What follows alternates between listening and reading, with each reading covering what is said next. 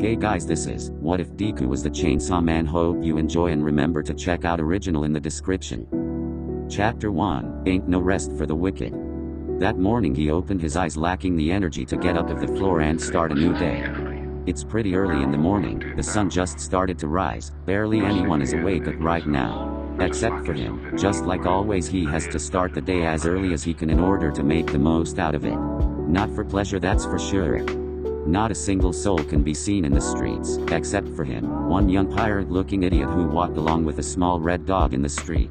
The guy had green messy hair that made him look more like a bush than anything. His face was plain, nothing remarkable, just a few freckles across his face. The only thing that made him stand out was an eye patch. Add some dirty clothes, a lack of showering for a few days, weeks, or months, a few stains here and there, and you got yourself a pirate, or a homeless guy, whatever you prefer. A few things have gone south lately. This made him miss the good old days of being a normal kid, even if nobody talked to him or even gave him a few glances. His biggest problems used to be homework or not getting beaten up by his dear friend and his minions, of course. That was surely the life, lonely of course, but it could have been worse. If you were asking yourself, yes, it did got worse. Let's see, cutting trees is 6 rand a month, check. The lovely kidney I sold the other day, 1.2 mil. What else? My right eye was 300 grand, he muttered, receiving a bark as a response from his loyal companion. His name is Pochita. He has been his partner in crime for quite some time now, literally. The little creature is a really cute and fluffy dog. But as much as that would make him the center of attention, you probably wouldn't notice at first, considering he has a chainsaw in the middle of his face, and a handle on his back, and his tail is also a chainsaw cord too. I even went as far and sold one of my balls too. How much was it again? 100 grand, wasn't it? Seriously, I feel scammed. That one special and I only get 100? Good thing I kept the other one, right? To this the small animal just barked with excitement as a response. Well, I'm glad one of us finds it funny, but with that we're one step closer to freedom. Ah, won't you look at that, we're here. You know the drill, let's get to it then. They finally arrived to the abandoned whatever this place was. It seems like a ghost town, capable of sending shivers down your spine. And to top it all up, a tomato devil? I expected something cooler. Are people really scared of tomatoes? He did seem rather grotesque, 8 legs and many giant eyes. Okay, no, I see why people don't like it. Not quite the charming type if you ask me. Whatever, just gotta take Pochita real quick, pull his tail and start his engine, and take this tomato guy out of his misery. This is absolutely repulsive.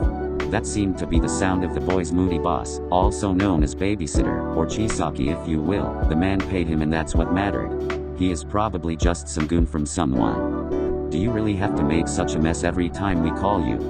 Have you noticed that I use a chainsaw to kill them? This is as clean as it gets, unfortunately, plus it's me who will stink afterwards, not you. Look, you should be careful, it revives from its seeds, perhaps you should burn it just in case. He said while trying to get away from the corpse. You never know, of course. I'll take care of the corpse. At least you did it. Your reward is 400 grand, but I'm taking out 170 grand to cover your loan, and then there's the commission and referring you and associated fees. This is what you get for back talking to the guy who pays you. Fine, I'll be leaving now, just give me the money. This sucks. After paying all my other loans I only have like 1,800 yen left. How are we supposed to get by this month? We still have to buy food for today. Pochita, I'm sorry, dinner's gonna be 1 slice of bread. At the very least they managed to get some bread to eat, and after sharing it, the boy noticed it was getting late, and with that comes the time to look for a place to sleep. There's not much he can do here, not been able to afford any place to live, so they usually have to move from place to place, but this time he felt luck was on his side, cause it seems there is a shrine we'll be able to take shelter in. It's been a while since I slept somewhere comfy. He had to sell everything his family owned, all for a debt that is not even his. His mother's health used to be a problem since he was little, but it was his father who took care of her, until he had an accident that took his life. As much as he tried, he couldn't really get enough for her treatment, and when she started to get worse he got desperate and tried to get a loan, then another one and another one. Things escalated quickly and he ended up with a yakuza. After all that, her body gave up. The sacrifice he made meant nothing in the end, and now that debt is Izuku's and it's not probable he'll pay it anytime soon. This life is not the one we'd wished for. Having to do the dirty work for those people is awful, but it pays. The memory of the first time he had to beat someone as a request stayed with him for a long time. The look in his eyes as I kept kicking him while he was on the ground. Whatever happened to him is a mystery, but it's obvious that if he doesn't do it, they would do the same to him. Not sure what else I can sell. Can you survive with just one lung? I wonder how much it costs. All he can do now is live like this. There is no bed, so the only thing left is to sleep on the floor. The only comfort is having Pochita and hugging him until they fall asleep. He is the only one left in his life, his best friend, the only one for that matter.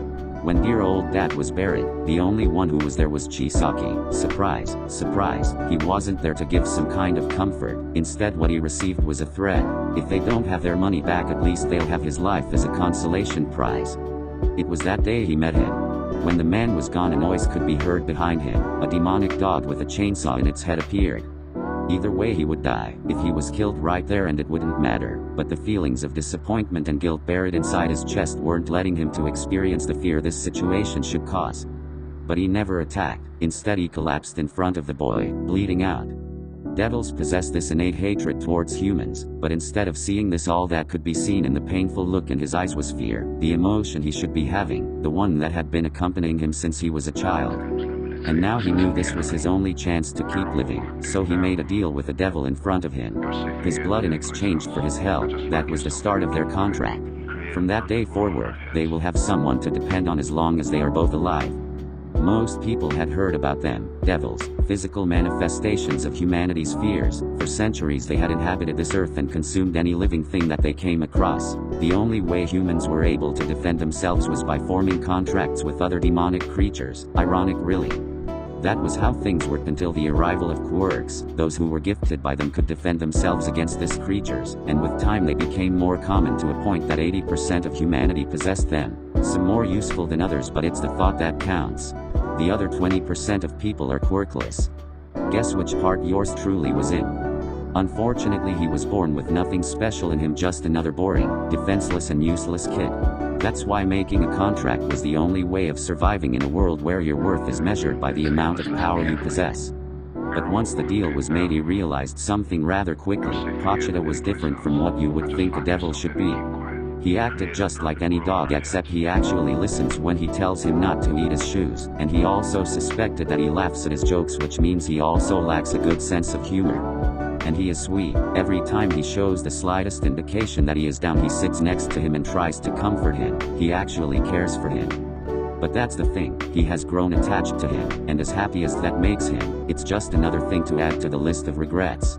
Regret of not being able to give him more than what he has, an eye, a kidney, it didn't matter. As long as has this debt, he will never be free, and the creature he cares for will be trapped with him as well. You know, when I was younger I used to eat bread with jam all over it. He manages to mutter out of nowhere, hearing just a whimper as a response. Hopping, he didn't wake him up.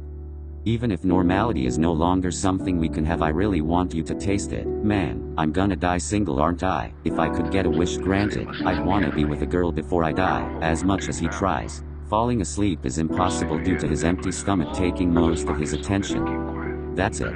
If I sleep tonight, I'm gonna dream of eating bread with jam all over it with you, making out with a girl, going on a date, playing together in a room, and falling asleep in her arms. That's one hell of a dream, don't you think?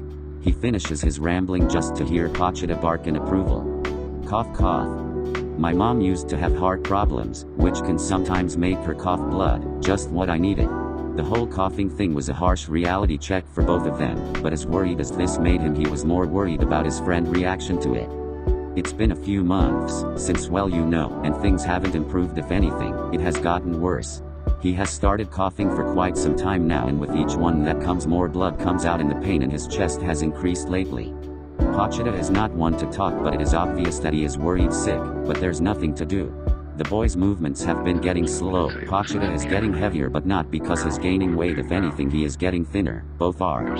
As if that wasn't enough trouble to begin with. Chisaki, being the paranoid that he is, has been taking a close eye on them since his mom passed away. He mentioned something about making sure he didn't lose the motivation in his life, but that's not worst part. Oh no, it gets better. He noticed his little health issue, said that's not his problem, but if it started to interfere with his responsibilities, he'll be the one to make sure he pay for it. Throughout all the time he has been supervising him, he has noticed that he is not a good person. Hell, this guy is totally messed up, but if he hasn't told the big man about this, maybe he does care about him. Or he just needs someone to do his dirty work for him. Either way, considering his relationship with the big cheese, it's a surprise he didn't rat him out. Perhaps he does has some unnecessary feelings for the kid. Maybe if he asks him nicely, he'll help fake his death. On the meantime, it won't hurt if he gets some sleep for tomorrow so that he can be early at the place Chisaki told him to be. Says he has a job for him. The sun is starting to go rise. People start to wake up and prepare for another productive day, and well, at least they could sleep. That morning he opened his eyes again. Tired just as always, because of his physical condition, and mostly tired of barely getting by. But now that he is up, he should start heading out to his destination, and so he did. Any sort of preparations he should make are meaningless. Now they are getting closer to an old side of the city where not many people come. Is mostly ruins thanks to a lot of casualties in the past, thanks to villains and heroes doing their thing. Maybe some homeless people, or not so friendly guys can be seen living here. But that matters little to him. He is not here for the view. Here is where his babysitter said he would find him. I spy, with my good guy, a hobo. That's not right. A sleeping dude. Hope is not dead. A creepy guy. Okay, maybe I should get my eye checked. It can't be that hard to find someone dressing as fancy as him in this place. He usually wears dark clothing, black button shirt, black mask covering his mouth, etc. I'm glad you showed up. Was starting to think you got yourself killed on the way here. There was a hint of irritation in his voice. But aside from his tone of voice, what caught the boy's attention was the man's new mask, similar to the ones used for the plague, a white tie, and a new jacket. All of it made him look even creepier. Not my fault you made me walk all the way here, could have gave me a ride, you know. Don't get cocky with me. If we're to do just that, you will leave your awful smell in my car, said the diva, starting to get annoyed. Geez, no need to be so rude. Well, it doesn't matter. What matters is that I'm here. So, why are we here for to begin with? I suppose it's not just so you could hurt my feelings like that. Someone, or something has been causing a lot of issues in the city. A lot of people have been disappearing for quite some time now. Some hero agencies have been investigating it, but it seems that their incompetence hasn't let them get to whoever's doing this. Last week it took one of our members. Good news is that we found him. Bad news is that he was mutilated to a point of being unrecognizable. I tried using my quirk to restore him to previous state. This is how we were able to know who he was. Usually we would make one of our men deal with this, but right now everyone is attending more important issues. According to rumors we've gotten, it appears that it tends to stay away from places with a big amounts of people. Your job is to find it. I'll be supervising you with this. If you can take it out, you will receive a bonus this time, but I doubt you will be able to do much. He may or may not have spaced out during all the information dump, but something caught his attention. Find it? Just that. I'm supposed to be killing them. Don't think I haven't noticed your decaying state. You look paler every day. You've become slower. The only reason you can still do your job is because you don't have to depend on a quirk, but that's thanks to your pet. Just find it. If it's weak and you can take it out, kill it. If not, we'll deal with it. No, I'm not. I'll deal with it. This is my job. If you deal with it, I won't get paid. Big part of my income comes from devil hunting. Midoriya, the only reason you are of any use to us, to me, is that you do as you are told, just like an obedient dog, and as you know, dogs don't need to think. He doesn't even face him as he says this, instead moves away. It's hard to tell what he thinks. That's how it has always been. Whether it is anger, disappointment, or worry, his voice is always cold, distant. You are not essential to anyone. I have the ability to bring your body to a previous state, so a fatal injury is nothing but an inconvenience. He slightly turns his head to face me. His cold gaze falls upon me, chilling every part of my being. This is the man who could leave you as just a red stain in the wall, and he is staring at me, hitting me in the face with the fact that I'm useless in this state, and for a slight moment his eye twitches. Whatever reason for it is irrelevant. But I can't cure illness. It wouldn't matter if I put your body back to it once was. You will die eventually the same way your mother did. Using my quirk with you would be a waste. He raised his voice at first but became more silent with each word. He was right. Izuku shared the same fate his mother had. Chisaki knew it. He knew it. As distant as the man was, he knew that the boy kept going for his mother, so even if it was due to pity, he kept his supervising the state of Izuku's mother, and it was him who gave Izuku the news, and it was him who was there when she was buried. Always looking down on him, but still never left. Sigh, there's always a chance that is just a fiend, so I'll give you one chance, just one. Go and find something to eat. You're worthless to me if you faint. I wouldn't carry you back to safety. Better to focus on something else. Pochita seems agitated too. Doesn't really like when Chisaki tries to act though probably. It's okay buddy, don't listen to him. Come and let's get something to eat. They managed to buy some snacks to eat and decided to eat them inside an abandoned building. Before their job starts, he wanted to sit down in the stairs of the building. His feet were already feeling heavy from having to walk all the way here. A fiend, huh? I've heard about them. It appears devils are capable of possessing corpses and using them as a shell as a last resort, but they are supposed to be weaker in that form. Really hope we are fighting one this time. So, I guess you are supposed to do that to her? He asked while petting his little friend, not really expecting a response. He should have named him Clifford. His red hair is really fluffy, too much for the chainsaw devil. He starts barking. Hopefully it is a positive response.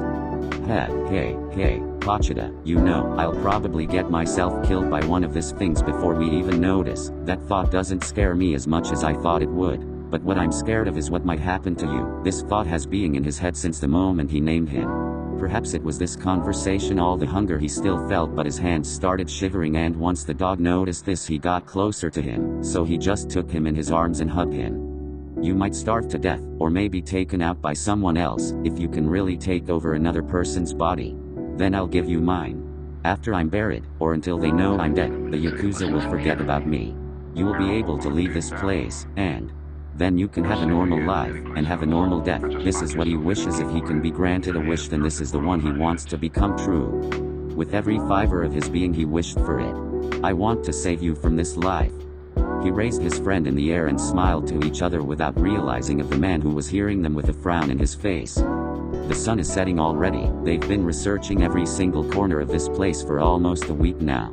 They spent most of the day researching every alley and abandoned building, but haven't even seen a single person or creature that could be considered a threat. All day has gone to waste and everyone was exhausted. Only when he tried asking around town to see if someone might have seen something suspicious or heard something useful, he got something. Apparently some people heard something similar to screams and whimpers coming from an abandoned port, but nobody dared to approach it. This is why I gave up on being a detective. If I wanted to be one, I would have named this guy Scooby-Doo. This is just a big headache. This kept getting better and better. The hunger and fatigue, all of those things applied to Pochita, and the worst thing is that it ruined his good mood. Stop your whining, Sai, let's just check the place out. If there's something there we'll see what we'll do. If not, then we just start over, replied Chisaki. Despite his tough guy act, Izuku was pretty sure he was exhausted as well. The current situation sucked, literally.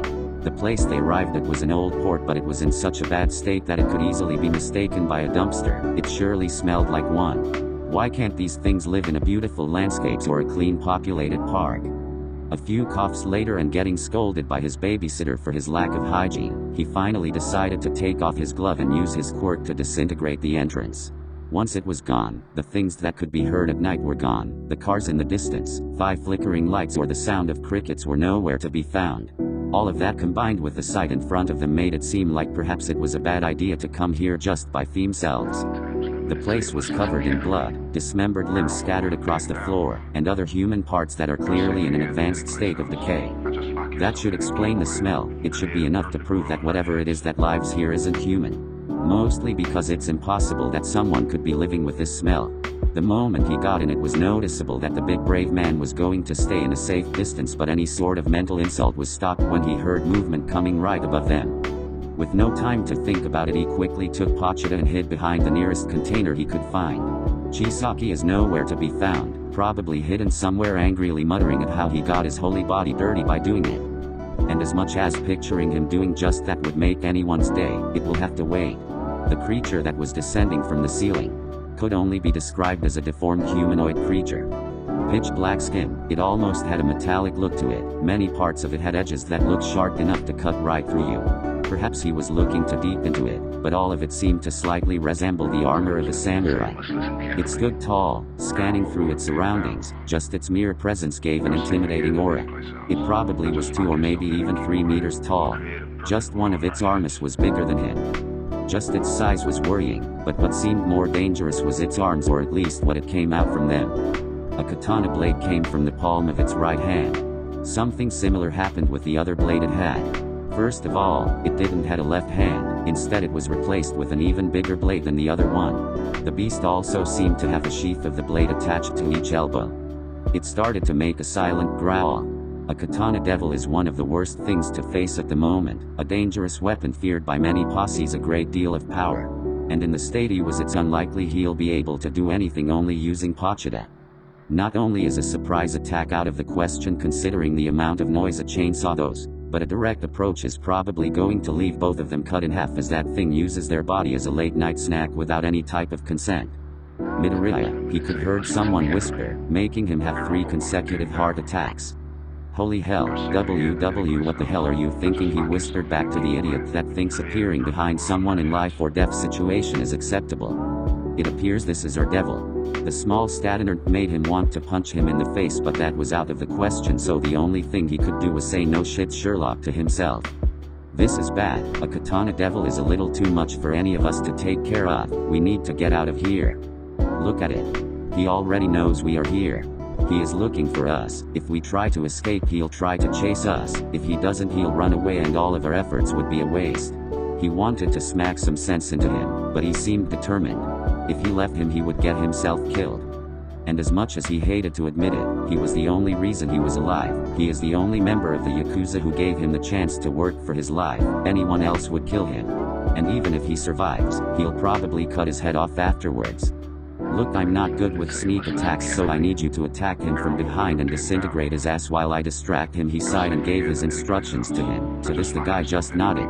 It's obvious he is against the idea of having to deal with this thing, but options are limited.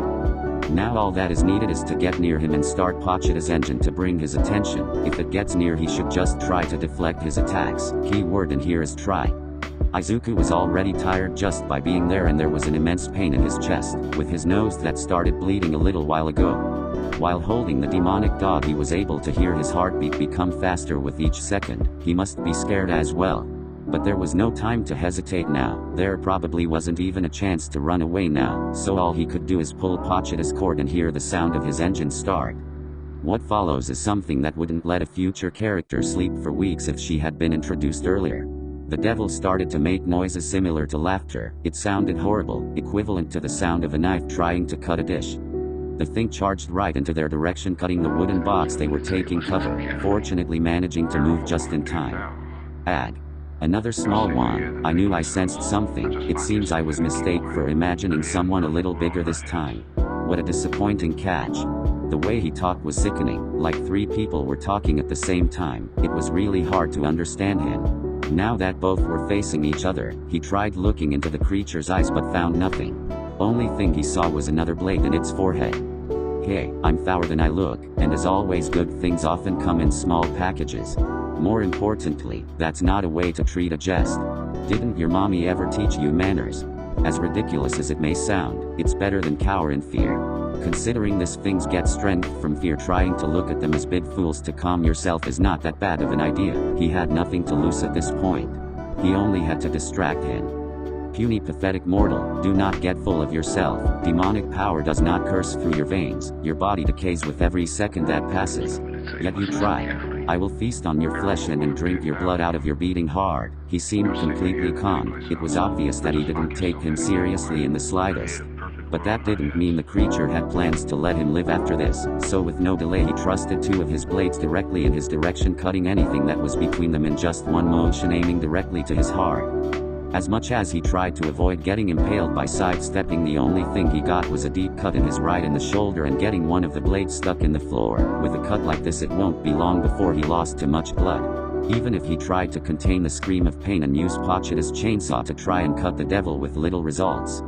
Just thinking he had a chance against it was a mistake. He just moved its head to face him and chuckled at his futile attempts to make distance between them. With just one smooth movement of his stuck limb, he retrieved the blade from the floor and was now free to move again. Without much effort, the grotesque creature swings both blades. This time he managed to block one, and before the other one connected, the human stepped closer to the opposite side of his body, taking this chance to get on his back, taking it by surprise, and prepared as quickly as possible to stab him in the back of the neck with the chainsaw. The only thing he needed to do was leave an opening for Chisaki to come out and strike him. That was all, so even if just by breathing he felt like fainting, he didn't let go of his companion and used his chainsaw to cut through the monster's thick skin. But instead of hearing a scream of pain, the creature just slammed him into the wall with a quick motion of its leg. The moment he impacted against the wall, he felt the air exit his lungs. Unable to inhale or exhale, he collapsed on the floor, dropping Pochita by accident when he hit the floor. Even with his eye getting blurry with each second that passed, he was able to see one blade heading towards him. Trying to get away, he rolled as fast as his body left him, leaving an opening that the devil doesn't waste to take, slashing the upper part of his chest. He would have screamed if he could, but his body wasn't letting him. Everything felt numb at this point, so he was unable to even feel the tip of his fingers. Pochita stood up and rushed right into the devil's leg, making a deep cut, trying to stop him from doing more damage to him, making him scream in anger. He stabs Pochita right through the stomach, making him scream in agony. This left him impaled in its blade, so he shoves him to the side. Izuku was barely unconscious. He didn't even notice when he jumped to catch him, ignoring his wound opening and the broken ribs cutting his organs every time he moved in the slightest. But to him it didn't matter. His wounds didn't matter, and it didn't matter the cut he made in the palm of his hand to feed the dog his blood to heal him. The devil wastes no time and rushes right for a final strike. Instinctively he raises his hand to protect him and his pet from the attack. The next thing he was able to feel is a burning pain as his forearm. All he saw was a katana make a swift motion in front of him, just to later hear the sound of something hitting the ground. Once he was able to look at what it was, all he saw was his severed arm flying away. The last thing the devil does is impale him with the blade he had in the middle of the head, savoring the moment and drinking the fluid that came from the cut. With his last strength he trusted the chainsaw into the devil's face, but before he could celebrate his last strike, the katana devil desperately moved his head to shove him away. Once the blade came out of his torso, the devil sheathed his right blade in the sheath attached to its left elbow. And in a final movement, he saw a blur as if the creature left several after images and cut right through the air. It was as if time had stopped. Gravity didn't exist that moment. He didn't felt anything, and neither could Pochita. Nothing moved until the devil left a final scream of victory. "You shall die." Those were the only words he screamed as his and Pochita's bodies were cut in millions of pieces. Time resumed, and even the air itself that surrounded them appeared to be cut as well. But before the light of his eyes went away, and before the blood sprawled away from his body, he saw how the upper torso of the devil exploded into a pool of blood, leaving behind his legs.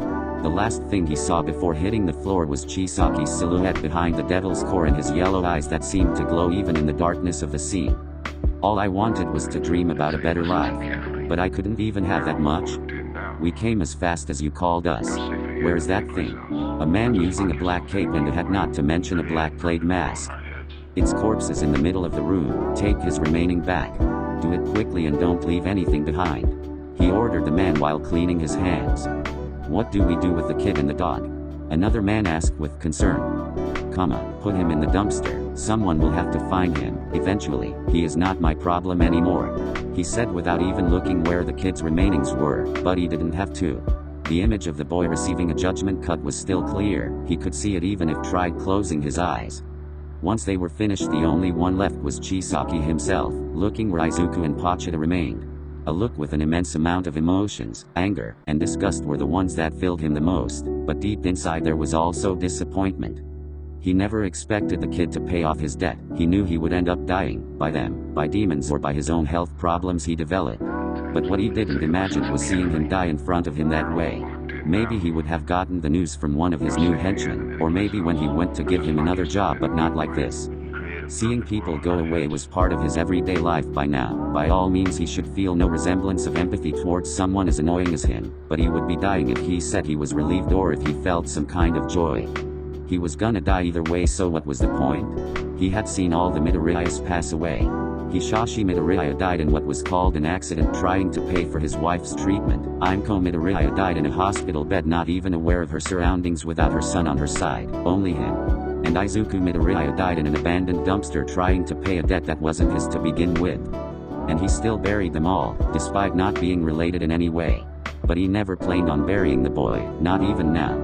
Izuku died and was left in a dumpster to rot away. He paid his debt with his life just like many others. That's what any members of the Yakuza that knew about him will remember. But not Chisaki. His gaze now directed to the dog. He took off his glove and reached for the blade in its head. Once he touched it, he sliced his finger and let the blood coming from it fall into the dog's mouth. You are free to use his body to whatever you please.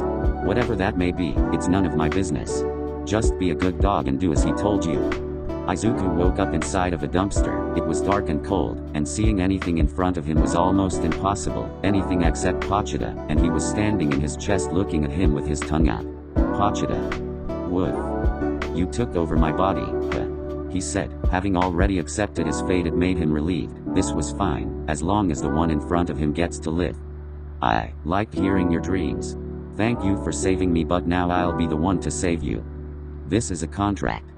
I'll be your heart in exchange. Show me more of your dreams. A day passed since the death of Izuku Midoriya. The sun started to come out as if nothing had happened. Nobody even noticed he was gone. That morning he opened his eyes.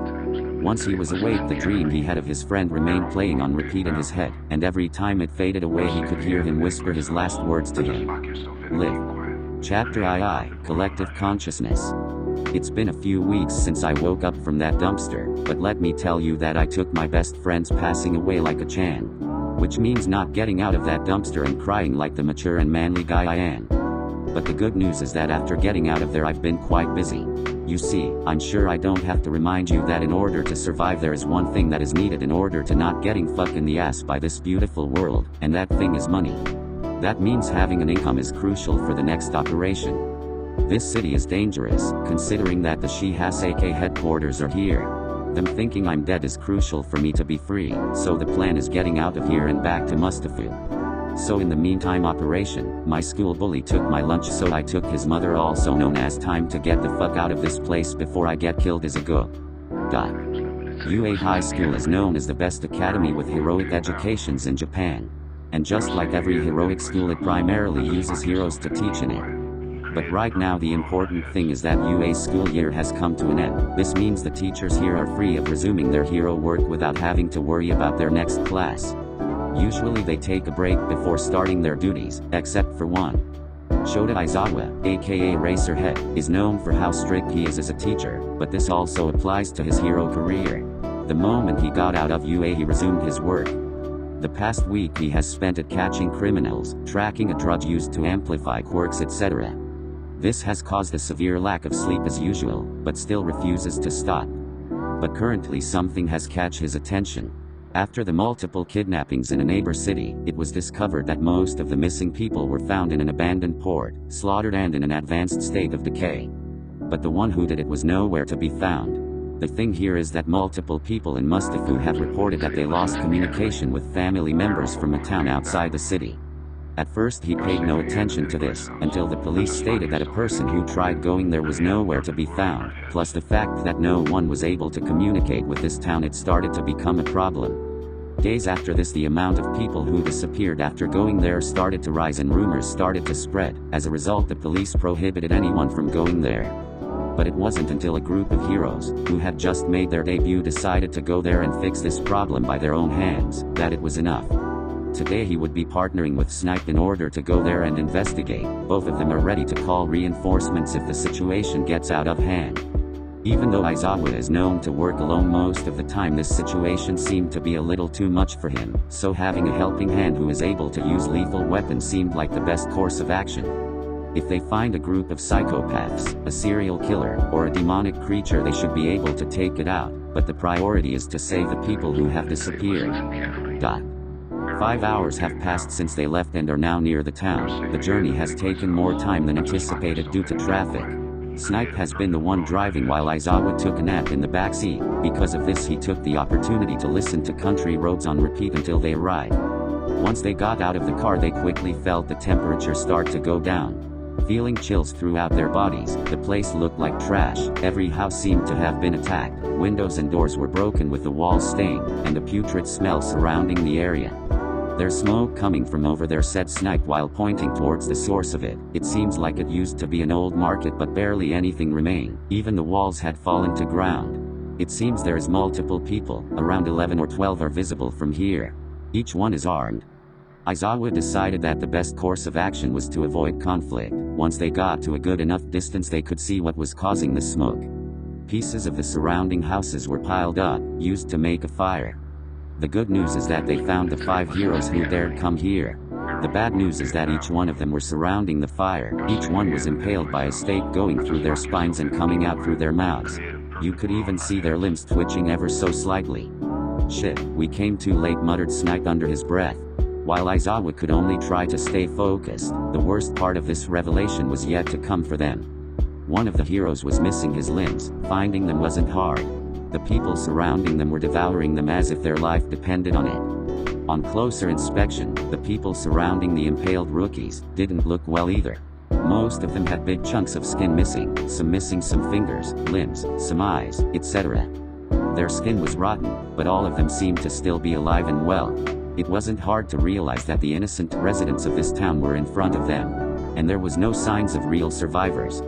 Their options were limited. It was hard to guess if there were more of these things, but they couldn't go yet. Should I call reinforcements now? They don't seem friendly at all, and I doubt I have enough bullets for everyone. To this Aizawa just nodded. Frustrated by the impotence that he had in this situation, this had to be the doing of a creature from hell, and that was something he couldn't do much about at the moment. We are retreating while they still don't know we are here and wait for reinforcements. But the dead silence was interrupted by the sound of car coming closer and closer. This didn't go unnoticed to the undead beings, and all of them let out a deafening scream. Great, just what we needed. Earlier that day, I managed to get enough money to get by, either cleaning or carrying stuff, etc. But that has barely given me anything. Getting a real job is harder than I thought. They all say I'm too young. Thanks to this, the little money earned has been used to buy food. But last week I started helping old married couple who run a shop here. They sell vegetables, fruits, etc. But that's not the point. The point is they are real nice. The owner's wife even makes me lunch every day. All I have to do is help them carry their stuff, put things in order, take care of the shop while they're gone, and blah blah. It's nothing official, but they still pay me enough. But the most important thing is that today they're going to a town outside Mustafu to visit some relatives.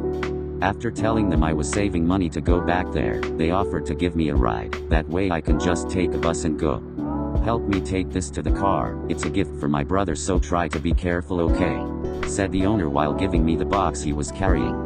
"It will take some time to get there, so I'm packing some snacks. Just help me get everything inside the car, please." The owner's wife always speaks with a soft voice. Even when making requests, her voice is gentle. After packing everything, we get inside the car and start heading to the nameless town thanks to the lazy writing of the author. "You will stay with us for dinner, right? Hopefully you are not in a rush, and will be able to stay for my brother's birthday. He is a good man, I'm sure he'll like you." Even though he is driving, he has been talking non-stop. It's impressive how he can jump from one topic to another. "If it's not too much trouble, I would love to. I haven't been to a birthday party for so long." After answering, he proceeded to tell a story about the trouble they used to make back when they were children. Look at me rambling, still. Those were some good memories. All my classmates were a bunch of troublemakers, always joking and messing with the teachers. We almost got expelled once. Thinking about my school days always makes me feel old. But those days made me curious. What are you going to do now? You talked about going to Mustafu, but not about what you will do once you get there. Shit. I wasn't expecting to get this far in so little time that I didn't plan something. Most of the time I just make things up as I go. I don't know. Sai, you shouldn't make an old man worry like this, kid. Look, a kid your age should worry about small things like grades, having a girlfriend, or not missing his favorite show. Look, I have a friend who owns a tea shop in the city. I could present you to him, maybe make him give you a place to stay, and he owes me a few favors after all. Just make sure to help him just like you help us, okay? He keeps telling me this. Is he for real? You should save your money for school. You must want something in life, right? Every kid wants to be something at some point, right? Would you really do that? My hands are shaking a little bit as I ask this. All this is too good to be real. I can't be this lucky. Of course I will. Just be patient and I'll get you a new place to live. I'm really grateful to have met these people. They are too good for this world. We arrived to our destination, but this is not how I pictured it. They did said it was old, but this place is practically in ruins. And this smell is familiar, too much, and that makes me worried. Are you sure this is the right place? I tried to get their attention. Oh, of course I'm sure. I know the place like the palm of my hand. Wait, I tried stopping him from getting out of the car, but it was pointless. Stay here, I'll go check out with him, I said to the lady as I get out. The particular smell of this place is disgusting, like rotten flesh. We should head back. It doesn't look. Multiple screams stop us from continuing. There he is. Human. A stranger. I'll chop you into pieces. A bunch of figures start shouting at us. It seems it brought the attention of something else. I can sense it. We are being watched. Get back in the car. I shout at him, and even though he tries to argue, I grab him and slightly push him for him to run. A devil. I can sense him. Wait, sense him? Whatever, I don't have time for this. Where is it? These things are people for sure, but on a closer inspection they look just like corpses. I don't have Pachita with me anymore. I'm useless right now. Throughout these days I've noticed that my body feels different. It's hard to describe, but I know I'm stronger, faster. Not to mention my arm and my eye are back. Whatever he did to my body, I'm different than what I used to be. But who knows, it would be enough strength to stop them. The group of zombies finally got near us. The old man got in the car, but I'm still out. If they get closer, that's it. Get out of here now. One of them grabs me by the shoulder, but I respond by punching him in the head using my elbow. Go and get help, I'll be fine. I hear the engine start and see their faces full of fear and worry, but the car starts moving. I hope he doesn't get a heart attack. They surround me. One of them managed to punch me in the stomach and almost going through it. I can feel it burning. I push them to get away, but one stabs me in the foot, making it harder to run. They all jump at me, one grabbing me by my feet and tearing the skin from them. Others swing their weapons at me, cutting my back. One stood in front of me, jumping directly at me in order to take a bite. I grab him by the head, but he takes this opportunity to bite off 2 of my fingers. Despite the pain telling me to give up, I use the bastard as a way to support me and jump away from them. I start limping away from them and get inside a building. This just feels too familiar. My clothes are ruined. The old man gave me this shirt and now is nothing but pieces. As I touch my chest, I can feel the cord left by Pachita after he became my heart, right in the middle. All of them are banging the doors, and widows. Every time I pulled it, his chainsaw started. I grab it with great force. This might just be me being desperate, but if he was able to rev his engine by pulling it, I wonder what would happen if I do just that. They all broke the door and are heading this way. All I can do is stare at them. They were giving me a good offer, and you all screwed me over. I was even going to eat some cake. They were really nice to me. It's been a while since someone treated me like that. If you really want a piece of me, then come and get it. I pulled it. After all the creatures were alerted by the car, we decided to follow them using the rooftops to stay out of their sight. Once we managed to find the civilians, one of them ran back to the car while the other stayed to distract them. The moment I was about to jump to get him, the undead things jumped and managed to get him. TCH, snipe. Follow that car, make sure they get to safety. I could see him run through the buildings in order to catch up to them. That's when I see him. The guy who got surrounded was a brat. And even though he was injured, he managed to get away. Aizawa gets down from the building and uses his scarf to immobilize multiple zombies and tries to knock them out without results. After noticing this, he immediately breaks their legs with a single kick to incapacitate them. All of this in order to distract them, and even though he managed to get inside a building, there were still several of those things behind him. There are too many. I'm more efficient when it comes to smaller groups. Having the element of surprise is always a plus. Thanks to my quirk, I can disable other people's quirks temporarily by looking at them. But all of this is useless in this situation. They aren't using quirks to begin with. Pain doesn't seem to affect them, can't knock them out. And the sheer number of these things is enough to overwhelm someone. But I'm not planning on having the death of a brat not letting me sleep at night. Aizawa takes out a battle knife from his belt and thrusts it into a zombie's head and twists it. The corpse falls to the ground with no signs of movement. I guess watching all those cheesy horror movies wasn't a waste of time after all. He runs directly to the building, but they broke the entrance. Several zombies run towards them. A lot of them try to grab me at once. I cut their hands and break their knees. I can't waste time. If he gets surrounded again, he is done for. But the moment I turn, all I can see is the small building collapse. The structure was already unstable. That's when I heard him scream. Grr. The scream started as a cry of pain, but it could be heard how that pain was replaced by rage. As it grew louder, it became distorted. It somehow sounded metallic. But the only sound that was loud enough as that scream was the sound of an engine. When all the dust settled, I saw it. Dozens of zombies were biting the skin of a single being. The grotesque humanoid creature in the middle of this was the source of this screams, blood spilling out of its head and arms. Its head seemed to have black mechanical pieces all over it, ending in its neck blending with its skin. Where his face was supposed to be, there was a red piece of metal surrounding it, with 4 slices where its eyes should be. It had a handle at the top of its head, and long jagged fangs. But what brings the most attention to it was the chainsaw blade in the middle of its face. I retreated to a safe distance. Whether he is a menace or not doesn't matter, I can't take any chances. My train of thought was interrupted when the zombies eating him exploded into a giant display of blood and guts. His arms were split in half, in the middle of each emerged a chainsaw blade. With them he penetrated through the zombie's chest with ease. The zombie still tried to launch himself with killing intent, but the beast decapitated him with just one bite. A deformed creature appeared. It vaguely resembled a human torso, but it had no head. Instead, in its neck there was what seemed to be a brain. It had no arms, and in the right side of its chest there was a face screaming in rage and agony. No legs, instead some intestines were connected to 3 big humanoid zombies. So you are devil as well. Aren't we the same? Why are you attacking us? The chainsaw devil launched himself, aiming for the other being, but was stopped by one of the tigers connected to it. And although it managed to land a punch, it wasn't enough. It tried grabbing him by the neck, but it used the chainsaw in its head to cut his hand, covering him in blood. The zombie's hand didn't even hit the ground when he thrusted the blade of his right hand into his chest with a sickening sound of its ribs cracking. The moment the arm hit the floor, he slashed through its torso upwards, cutting him in half. Using its remaining body, he launched himself in the direction of the zombie devil. Landing in it, the remaining zombies tried to stop him, but he thrusted both of his blades, going through its eyes. You feckers ruined my ticket back home. So I'll make sure to throw you all back to hell. Before it could scream in agony, he revved his chainsaws, cutting the devil in half. One of the giant zombies landed a punch, hitting his shoulder.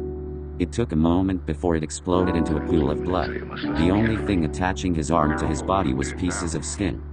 Before landing another one, the devil used the blade in his head to cut its stomach. Stunned by this action, the chainsaw devil lifted his body and bit at his inner organs, splashing blood all over the place. Chains emerged from his damaged shoulder, putting it back together.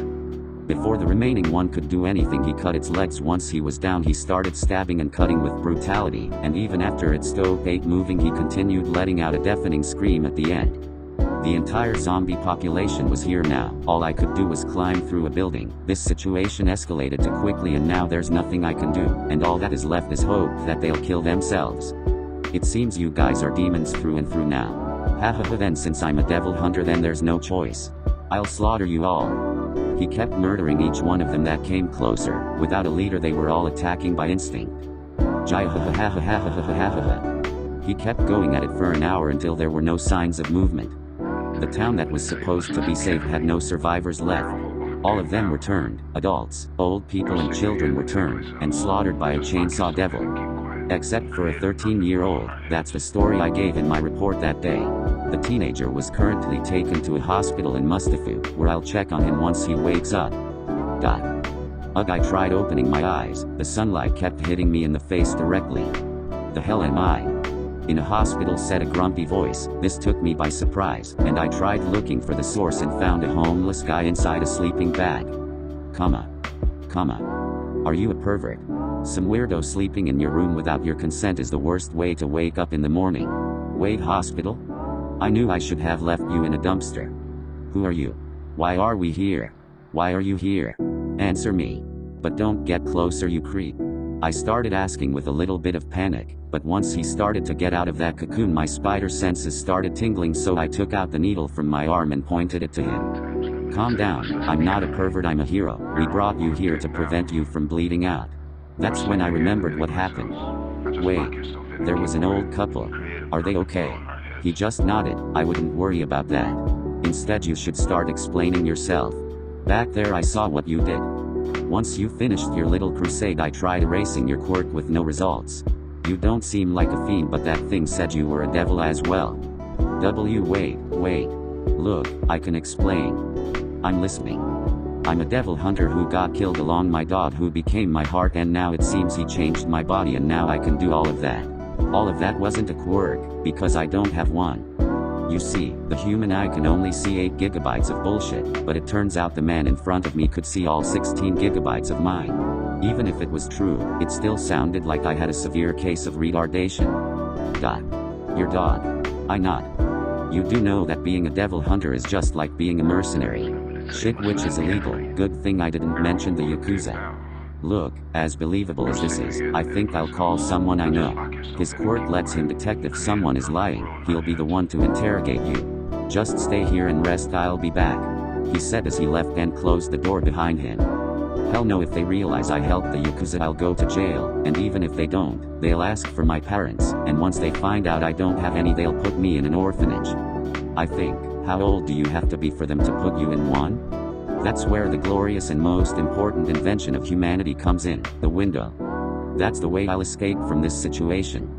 Even if I'm in the 4th floor, don't question it. Chapter 3, Wanna be starting something? I've never been humiliated this way, and by a kid nonetheless. After calling Naomasa, and him finally agreeing to meet at the police station to interrogate the kid, what does Aizawa gets? An empty room with an open window. At first he didn't want to believe the sheer stupidity of a teenager, but according to the police officer guarding the door, the kid never left the room. At least not using the damn door. Aizawa specializes in taking down villains, not fighting monsters, so a reckless kid who seems to be able to use the power of one can easily be considered a threat. Sigh, having to waste my time looking for him is a pain in the ass. Sigh, I'll make sure to kick his to stay even. Maybe that wasn't the best idea I've had in a while. After jumping down, the plan was to land in one of the ambulances parked nearby, but life is full of disappointment, so he fell on the ground, breaking a leg and an arm. After a few glances from everyone nearby, he proceeded to use the ancient technique created by the gods, running away. After limping as far as he could, he got to an alley to avoid the looks from everyone in the streets. Still, having the hospital gown brings too much attention. As much as they hurt the moment they broke, his limbs started feeling numb, and although they are currently healing slowly, the worst part was that he needed to readjust the bone in the right arm. Afterwards it was just a matter of time for it to heal. A few hours later they got fully healed. The next thing is to move on in order to find a place to stay at. This gonna take a while, and it's gonna be a headache. God bless the time skips. So, many would be wondering about the morality of staying at some rando's house. But just like always, there's no need to think about. It appears that the owners are apparently on a vacation, so it won't hurt if I stay here for a little while and borrow some clothes. Time to use the Mission Impossible theme. Because it passed midnight, it should be easy to take and infiltrate in the house, considering all the neighbors should be sleeping. Once Izuku jumped the fence, he kept looking for a way to enter, maybe through a window he thought, but it would be easy to notice once the sun comes out that someone broke a window. So the only thing he could think of was to try for a window on the 2nd floor on the back. Once he was in front of it, he used one of his fingers to slowly apply pressure to the part closest to the lock. Trying to be as quiet as possible, he broke just a small part of it, small enough to fit 2 fingers, and unlock it. Once he was inside, it seemed he was inside a guy's room. It was a complete mess. Nude posters covered a big part of the walls, lots of magazines and dirty clothes across the floor. After cleaning the broken glass and borrowing a bunch of clothes from said room, he headed downstairs. It was a lot cleaner in the living room, nothing out of the ordinary. Staying at someone else's house was weird enough, so he decided to stay here. From what he gathered before entering, this is supposed to be the Hayakawa residence. From what he could see, the house belonged to a family of 3. They look nothing alike, he muttered, looking at a portrait of said family. A young man with long black hair and a top knot with the 2 teenagers at each side. One of those teens was a girl with light pink hair, weird-looking eyes, and a pair of red horns in the top of her head. The other was a boy with messy blonde hair and sharp eyes. The boy had a bored look on his face while the girl had smug smile. The young man in the middle just had a soft and kind look in his eyes. "Sorry man, I took a pair of clothes from you," he said to the photo before putting it away. He sat on the floor and turned on the TV. He kept watching it for hours, until he fell asleep.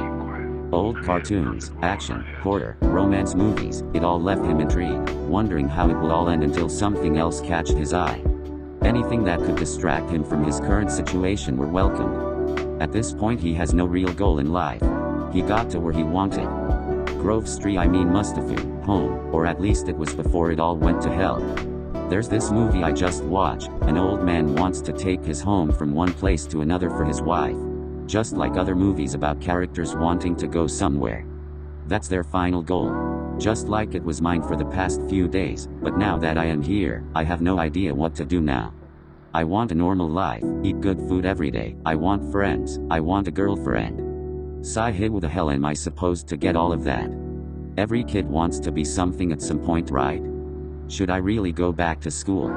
Izuku spent 2 days without going out of the house, wasting his time. It was comfortable and easier than having to go out into the outside world again. Having to earn money by himself to survive was too much of a pain in the ass to do again. Unless I'm a genius, 900 IQ. He said the moment the idea came to mind. Inspired, he started heading off to the kitchen. The kitchen state was poor thanks to him. His lack of cooking skills meant that he burned everything he did, leaving a complete chaos behind. But that didn't matter. What mattered were the knives. Okay, just think of your happy place, he said while raising a knife pointing at his hand. Damn, it still hurts like hell, he complained after cutting one of his fingers. Izuku spent most of his time trying to forget how he slaughtered all the people who got turned by distracting himself with mundane stuff. But every time the thought came to mind, he remembered many sensations, how his blades penetrated through the flesh and bones, the vibrations created by his chainsaws, and also the pain that came with each injury he received. That's when he wondered the limit of that keeping him alive, his healing factor. The same one devils used to heal extreme injuries by consuming blood. Could he heal back limbs? Like fully regenerate them without attaching them back? The moment the finger came off, he waited to see the results. Staring intensely at his hand, the part that was injured was burning. Literally, there was steam coming from it. Small metallic tendons started to come out from it until it formed the shape of his missing finger. Everything was there, he could move it normally. That was the first test. He spent hours cutting different body parts, testing how much he could heal normally, until he came to the final step. His organs. This is what this is all about. Human organs can be sold at a high price. That's how he got rid of big chunks of his old debt. So that's when his new plan came in.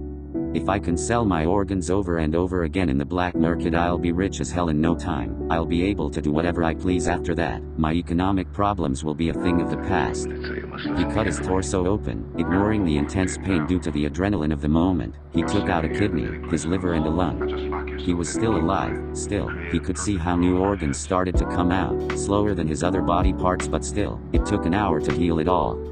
He stored them on the refrigerator, throwing away the little food that was left.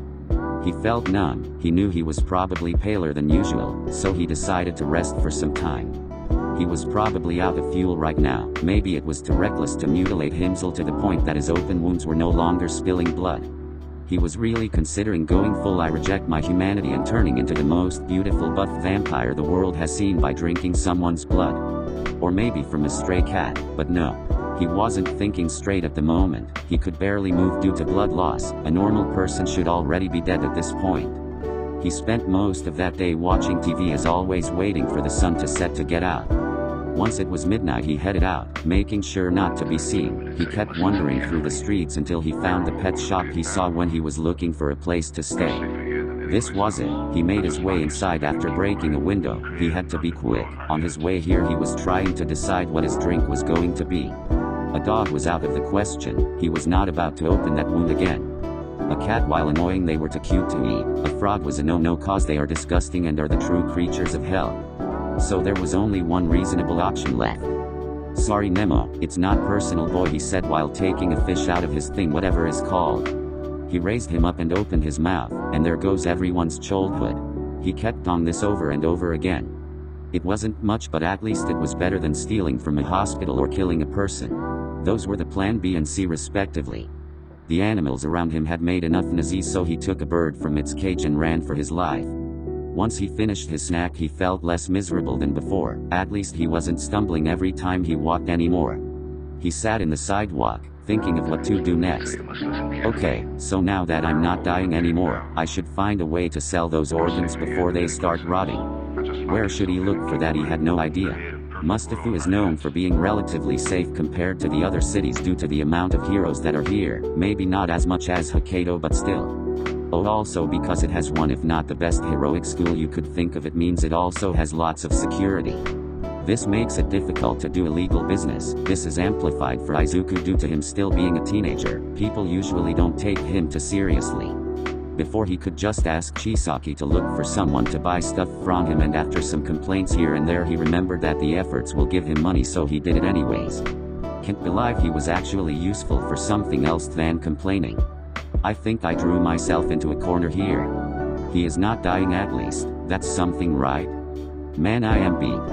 It was useless, he couldn't think of a way to sell the goods, so he decided to continue after getting some rest.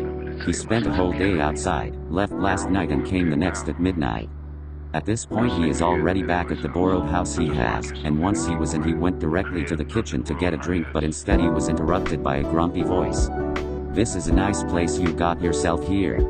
This took him completely by surprise, and before he managed to turn around and get into a prepare himself for an attack, his whole body got immobilized. "Grr, thanks, you should have told me you were coming, maybe I would have cleaned a bit." Even though he struggled to breathe due to the piece of gray cloth wrapping his body, he still managed to talk shit. "Heh, I'm sorry kid, I have to take you in now, but unfortunately for you and fortunately for me, you don't have to be awake for that." "Oh great, guess this is game over." Those were the last thoughts before Eraserhead hit him in the head with enough force to knock him out. Have you ever found yourself walking through the stairs just to suddenly slip and start feeling your body falling? Without the ability of stopping it. That feeling of helplessness is what Izuku is feeling right now. Currently he is wrapped in the same piece of cloth from before. Even if he kept struggling it was useless, it appeared to be made from a strong material. But this time it's not as tight as before, making it easier to breathe. Or so he thought. The moment he took notice of his surroundings, it sent chills through his whole body. He was situated on top of a high building upside down. If he tried looking to the floor, all he saw was the cars riding through the streets. The lights of the buildings, cars, and streets are the only thing illuminating the pitch black night. It's one hell of a fall, so if I were you I wouldn't move much. The only thing keeping you from ending is a red stain on the sidewalk is this scarf. The black-haired man who had stayed silent until now stated as he touched the end of the scarf. It was a piece of the same scarf he had on. It seemed that it was tied up to a crane that was at the top of the building they were at. "Are you kidding me?" He questioned him. The lack of control on the situation made him feel uneasy. "A scarf? Wait, what W would you if I fall down? You are insane. Calm yourself, this is not just a scarf. It's a capture weapon. It's made of a special metal alloy, so it should be strong enough to keep you from falling. Although I'm still able to cut through it if is needed," he said as he played with a knife he had stored. He made a cutting motion with it close to where the scarf was tied up. It's clear that if he doesn't do as he says he'll get rid of him. He was in full control. "Do you have any idea of the amount LFW you've given me this past few days? How did you know where I was? The police kept having reports over noise complaints near the place you stayed. This wasn't enough to be used as a clue. But after the owner of a pet shop reported his store covered with blood of many animals, I had a feeling something was wrong. And look what I found, an empty house with a broken window, the bathtub covered in blood along with the walls, the living room was a mess, burned food and fingers thrown in the trash can, and a bunch of hymen organs in the fridge." The look of disgust was all over his face, not even giving him a look. All of this was drowning the fear of the possible death of innocent people by the hands of the kid that escaped from him. "What did you do? Where are the owners of the house?" "All of that is mine. They left before I got in. I just saw my opportunity and took it." At least he is telling the truth. This was the first time Izuku noticed the presence of the other man in the building. The shock made him ignore his presence all this time, but even now he can't see his face due to the lack of light. Why would you choose to mutilate yourself to that extent? Even if it gets him in trouble, he can't risk falling from such a distance that he is. He doesn't fully know if he'll be able to heal if his body is destroyed to that extent. He has no choice but to be completely honest with this man. This was a bad situation. He remembers what this guy said last time about someone with the ability of detecting someone's lies. "I don't know what happened to my body, but some weeks I thought I died, but everything was okay. Even parts that weren't there came back. I wanted to know to what extent I could heal." The grumpy man waited for confirmation, and even after he got it, this didn't seem to be enough. In his eyes he still was suspicious. Izuku doesn't know to what extent the other guy's quirk goes. Could he be able to give half the truth and avoid a worse punishment in the end? "You died. How did that happen? How are you still alive?" "A devil cut me and my dog in many pieces, then I woke up completely fine." Dot. Your dog fused with you, that's what you said before. He was one of those monsters. He was a devil, but he wasn't a monster. It was just for a moment, but his eyes seemed to slightly shine in a crimson color. Whatever it was, he didn't look happy, but it was enough to send shivers through his spine. After I died, there was nothing, it was all gone, but then I saw him. He was on top of my chest and offered me a contract. He would become my heart in exchange of me keep living. He made the contract. Usually it is the human who offers something in exchange for power. Devils are eternal, even if you kill one they'll come back. Who knows if they accept them just to mess up with mortals, take something from them to see them kill each other. A devil who sacrifices itself for a human, it's unheard of. They lack the humanity to love, to shed a tear for a loved one. They live by pure instinct. They are just another enemy of humanity. I told him to take my body. I wanted him to live a normal life. But he didn't take it. I didn't become a fiend. Why would you care for that thing? Why offer that to him? They are just monsters driven by bloodlust. You were willing to give your body even if it would attack humanity. You didn't know him. He was my best friend. He started moving erratically, slightly pissed off. Get a hold of yourself. I do not care about this. Hey. Is he? Yeah, is the truth. He hasn't lied yet. You should get this over with already. It's already bad enough we are doing this like this. TCH. You said you had missing parts. What happened to you previous to your death? This question is important. Most of the illegal things he has done in his life. If he can avoid anything that could come in the way of his freedom. Even if he has to ignore his beating heart telling him to yell at the man in front of him. I was poor and had to survive some way, so I became a devil hunter, but was reckless and a katana devil cut off many parts of my body. This is technically not a lie, but it will depend on what he asks next. He mentioned the devil that killed him in order to bring his attention to that. Heroes care more about villains and devils more than smaller crimes. If they can prevent an attack that can take the lives of innocent civilians, they will take it. What happened to that devil that did this to you? Chisaki killed it. I don't know. A man contracted me to kill the devil who was behind the missing people in Kobe, but I was killed before I could take its life. Chisaki contracted him, he killed it. But technically all is true. Izuku hoped that if he asked about the man, he could make it seem that it was a one-time thing and cut anything that linked them. Who contracted you? A man named Chisaki, that's all I got. I don't know who that is, if he managed to pay someone to kill a devil. Something else about this man. He was there when I was fighting. The last thing I saw was the devil explode before everything went black, so it's probable that he was the one to kill it. I was in the same place I died, but the devil wasn't there. For all the statements he made, none of them had a negative reaction from the other man. Good news, his quirk is basic like the lie detectors from Hollywood. Let's go forward a bit. What were you planning to do with your organs? I panicked, okay? I didn't know where to put them. That's not what I asked. I asked why you put them in a place where they wouldn't rot, unlike your fingers that you threw to the garbage. That's it. He got cornered. Telling the truth will be better than lying at this point. If he lies, they will question everything else. Using his best acting skills, he tried to act as if he was full of guilt and regret. It's not that hard. He remembers those feelings very well, so recreating them shouldn't be a hard task. I was desperate. I didn't know what to do. So I thought that maybe I could sell them, but I just wasn't sure how to do that. Maybe they could be dangerous, but I still stored them. If I didn't sell them, maybe I could eat them, to recover. This didn't seem to surprise the man, but it seemed he believed the feeling behind the statement, and once he got an affirmation that it wasn't a lie, it seemed to be enough. I guess you needed blood after that. That's why you broke in a pet shop. Yes. You are sick. I know, I didn't like that either, but I didn't want to die. The man kept asking different questions, but as long as he could skip certain stuff he did. They continued for another hour. I'm tired, you know. Izuku murmured. His body was starting to move in circles to entertain himself, wrapping himself even more in the scarf while the two adults were talking at the other side of the roof. What do you think? He doesn't seem so bad, just another weird kid. I would say is more than weird. What are you going to do about him?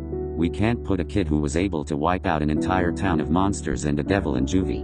But if we put a 13-year-old in Tartarus, people will make a fuss over it. Then what do you suggest? Hey kid, you did some messed up things, how about you don't do it again? And let him go. Not necessarily. Sigh, I don't get paid enough for this. He can't go without being punished, and even then we can't leave something like him out of our sight. Even him doesn't know much about his body. Well, that's out of my jurisdiction. He is your problem now. If someone knows I was present during an unauthorized interrogation, I'll get fired. So what should I do? He is a kid. He doesn't sound so bad. To be honest, I've heard worse things. He might just be confused. Just treat him like a kid with an unusual lethal quirk. He has done some stuff. Men are not created equally. Some are born lucky to have a good family and a good quirk. Some are just lucky to be born. People do extreme things to survive. That's what you have in front of you. I'm not asking you to adopt him. Just take him to his parents or any relatives and make sure he doesn't get someone killed or hurts himself. And if it bothers you that much, you could always put him in a cage and use him as a guinea pig. Recovery lady is one of your colleagues, right? She must know how to do it. That's not how it works. Then make it work. You are a teacher now, right? Another kid shouldn't be a problem. If you thought he was that dangerous, you would have killed him instead of taking him to the hospital. Thank God Endeavor wasn't the one who found him. The other man left, leaving Eraser alone with the hybrid. He got closer to him, not knowing what to do and filled with uncertainty. Hey kid. He seemed to be asleep, so with all the love and care that he had in his heart, Eraser took his body and threw him in the ground, earning a groan from the kid.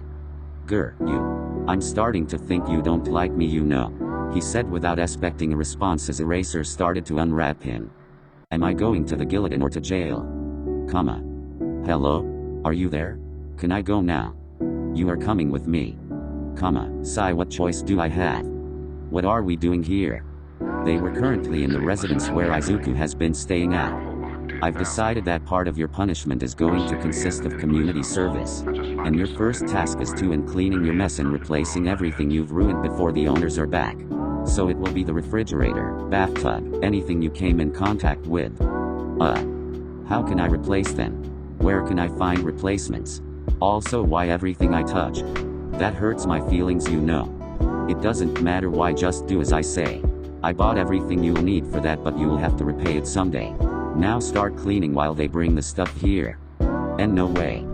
And that's how he spent the remaining of the day, with Eraser keeping an eye on him at all times. Even in the end, they had to address what happened to the owners, even if Eraser changed the story a little bit so that Izuku wouldn't be into more trouble than he already is.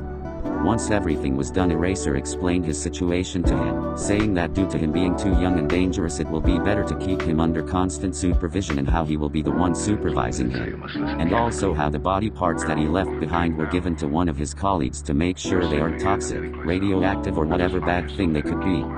All that is left is for you to go back home. Maybe I'll be better if you are under house arrest for the time being. About that.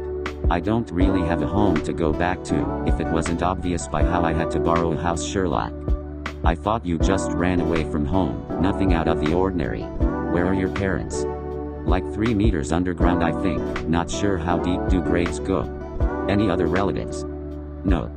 Someone that had a friendship with your parents. There was this loud lady, but her son is really mean to me. A Fireman's house. I stopped going to school after I was like 7 or 8, so it will be awkward to go to a friend's house. That and my only friend was mean to me, so that's a no-no. Why am I being punished this way? Where did I went wrong? Is what the older man thought before taking one of the decisions that will ruin the peace and quiet of his already limited free time. Here we are. What's this? This is where you are gonna stay for the time being. It will make it easier to watch over you this way. This is my apartment. Can't I go back to the alleyways, please? Just be grateful I haven't thrown you into the nearest cage I had. The man opened the door of the apartment. This is where he is going to stay. It was really simplistic, no decorations, an old TV and 5 cats roaming through the living room. Come here, I'll show you where you are going to sleep. Don't step on any of their tails or they'll be in a bad mood for the whole week. The room was pretty much empty, no bed, anything. I'll get you something to sleep later. You are not allowed to go outside, so I recommend you get used to this place. I don't usually cook, but I'll figure out what to feed you. You do eat normal food, right? Feed? What's breakfast gonna be? TCH, no, toasts with butter and jam, I guess. Coffee. I see, sounds like heaven. Even if it wasn't much, this was the first time in years that he had the opportunity to live a normal life. Even if it was with a grumpy old guy. Okay, here we go, let's just see on. Peanut butter, mayonnaise, jam, plum jam, ketchup, butter, some cinnamon, and that's it. This is the best piece of bread humanity has ever seen. Izuku made a complete mess in the kitchen looking for different things to put in his lunch, and although to the other guy it seemed completely disgusting, to the kid it seemed like a piece of art. Oh man, ha ha ha, oh. This is great, it's beautiful. I could stay here all day long. He spent hours in the bathtub using enormous amounts of water. This would surely affect the water bills. ZZ. Hey Brad. Don't sleep in the toilet. Get out of there already. The headache Aizawa was having was bad enough, but having to share a house with someone who annoyed him to this extent just kept increasing the stress of his everyday life. He wasn't used to sharing or worrying for someone else under the same rooftop that was for old people who made the wrong choice of having kids, thus ending any trace of sanity left in them. Unfortunately, he did that exact thing. He should have known better, he kept repeating to himself. After spending so much time teaching a bunch of incompetent brats all day, he should have known spending 24 hours with one would be the end of him. This has turned into a difficult situation. The worst part is that it only had been a day after the kid came here. If you don't get out of there, I'll smash your head with a hammer, kid. I'm serious. 3 months have passed by and Aizawa's freedom was coming to an end. UA High School will resume classes, meaning that he will have to go back to giving classes to a bunch of teenagers. This would be less of a nuisance if he didn't wanted to blow his brains out. His current relationship with the gremlin living at his house didn't got better with time. Each other's presence annoyed them to no end. Even when the older guy tried to continue his normal routine of patrolling the city, it was difficult due to him not trusting the kid, so he asked for help from one of his fellow hero teachers. He thought it would be a good idea to have her watch over him due to her quirk allowing her to make him fall asleep if he ever becomes a threat. But he didn't consider the fact that the R-rated hero also needed supervision at all times. He found the kid unconscious the next morning. Once he woke up, he mumbled something about not having any regrets in life. I can't believe you are allowed to teach people, he said while munching a piece of bread covered in who knows what. Aizawa was currently planning his next classes. At this point his rude comments should not affect him much. In theory, that is. He took one of the heavier books he had and threw it to the boy's head. After hearing the groan of pain, he smiled full of satisfaction and continued. Is this a way to treat your prisoner? Didn't your mommy ever teach you manners? Shut up and let me work, go back to watch, whatever that is. They continued their back and forth for a couple of minutes. In the end he couldn't even finish. Maybe he will just expel the whole class and have less work in the end. He sat on the couch and let one of his cats sit in his lap, as he watched what was on TV currently, something about an big ugly ogre and a donkey. I'm not sure if in this situation you are the ogre or the dunker or eraser. What you think? The relationship was nothing conventional. Although they kept insulting each other all the time, Aizawa stopped being so paranoid around him. He even stopped sleeping holding a knife all the time. The kid was annoying. He kept thanking any god that heard him for the most simple of things, but he stopped seeing him as a weapon of mass destruction. The way he looked exited about anything new he watched reminded him too much of past students. Maybe that helped him humanize him. That got him thinking about something. Hey Eraser. What should I do once I'm free from you? Like, how should I make money? You must have connections, right? Think you can get me something? That's the least you can do after all the abuse you put me through. A book is not gonna kill. I doubt you can actually get hurt. You do hurt me all the time. Here, he said while pointing where his heart should be. You are not gonna get hired anywhere. You are not qualified for anything. You haven't even graduated. It's not like I'm in school anyway. It wouldn't hurt if skip a few steps, right? Plus there's a lot of ads talking about this new game that's coming out, so I wanted to get one. You should really sort your priorities, TCH. Skipping school is not a good idea. You will be lucky just to get a dead-end job, to be honest. Then what do you suggest? Will you adopt me now? That way I can call you Papa and take advantage of your small income. I won't allow you to become a parasite. Like the movie I would never adopt you. You are a disgrace to humanity. Plus my income is not bad. Okay, first up, my feelings. Second, that's funny coming from a guy with 2 jobs. I'm not doing this for economic purposes. Being a teacher wasn't in my plan. I just did it cause Midnight recommended me to the principal. I couldn't refuse after what his school has given me. It's where I graduated from after all. "Yeah? Which school?" "UA." The moment he heard that, he started coughing. A normal person would have died after choking like this, mostly because the only one who could help him just stood there watching him with amusement. "Why, you mean the school that made Big Mike?" Here's the usual excitement that he usually showed. All that was left was, "How can a school so good as that make a broke hobo like you? That doesn't make sense." "Yup, that. You ungrateful little. I'm not broke, I just don't buy much. Being a hero already pays well enough to not have to worry about money for some time." "Heck, how much can the government pay? You guys are literally just a bunch of suicidal dudes. Like a suicide squad. Enough to pay for all your crap. I've been paying for all your stuff plus the things you break," he said while signaling his clothes. A pair of science sweatpants and a pink t-shirt, both had a lot of cats scattered all over them. "Yeah, about that, you suck at picking clothes." To that he only received a sadistic smile. "Your pay depends a lot on how famous or how high in the ranks you are. I'm not high on the ranks nor famous and still could buy a fancy house if I wanted." This got Izuku's brain pop an idea, an epiphany. "Can I go to school?" Okay, why? You just said you wanted to skip that part. In this world you gotta do what you gotta do. And in order to survive, I'll need money, and if I can get paid by being cool and punching people, legally. If someone like you could do it, then I should be able to do it too. All I need is to be number one, and I'll be able to become filthy rich. I'll have an island of my own, surrounded by women, and enormous amounts of money. After hearing his little plan, that made him stand up and raised his hands to the sky. After all this, his answer was obvious. So with the most serious face he could give him, he said, "No." Several days passed and many experiments were made regarding Izuku's body. The one authorized to do it was Recovery Girl. The fact that he was a hybrid between human and devil was revealed only to people those necessary, meaning only Aizawa, Recovery Girl, and the principal of UA Nizu knew about this. This had no precedence, so it was Nizu who ordered to not bring unnecessary attention to the matter. All the experiments were made with the excuse of him having a dangerous quirk to those around him. All of this to prove that he wasn't a danger to normal people. The moment he turned into the devil form, it was proven that it's just a transformation, not like a Hulk thing where he goes berserk and kills anything he sees. He was in full control all the time. The only downside was that unlike a quirk, his body was not made for this power. Humanity has evolved and each individual is born with a special power that is compatible to their body. People who create fire have some fire resistance. Recovery Girl explained to him while he was drinking a bag of blood. People who make explosions are capable to resist their own explosive power. Exactly, but each blade that comes out of your limbs go through your muscles and skin, and the one in your head breaks your skull. Once you activate this form, you start bleeding out. Is that why the chainsaw's retracted? Yeah. Think of your blood as fuel for those things.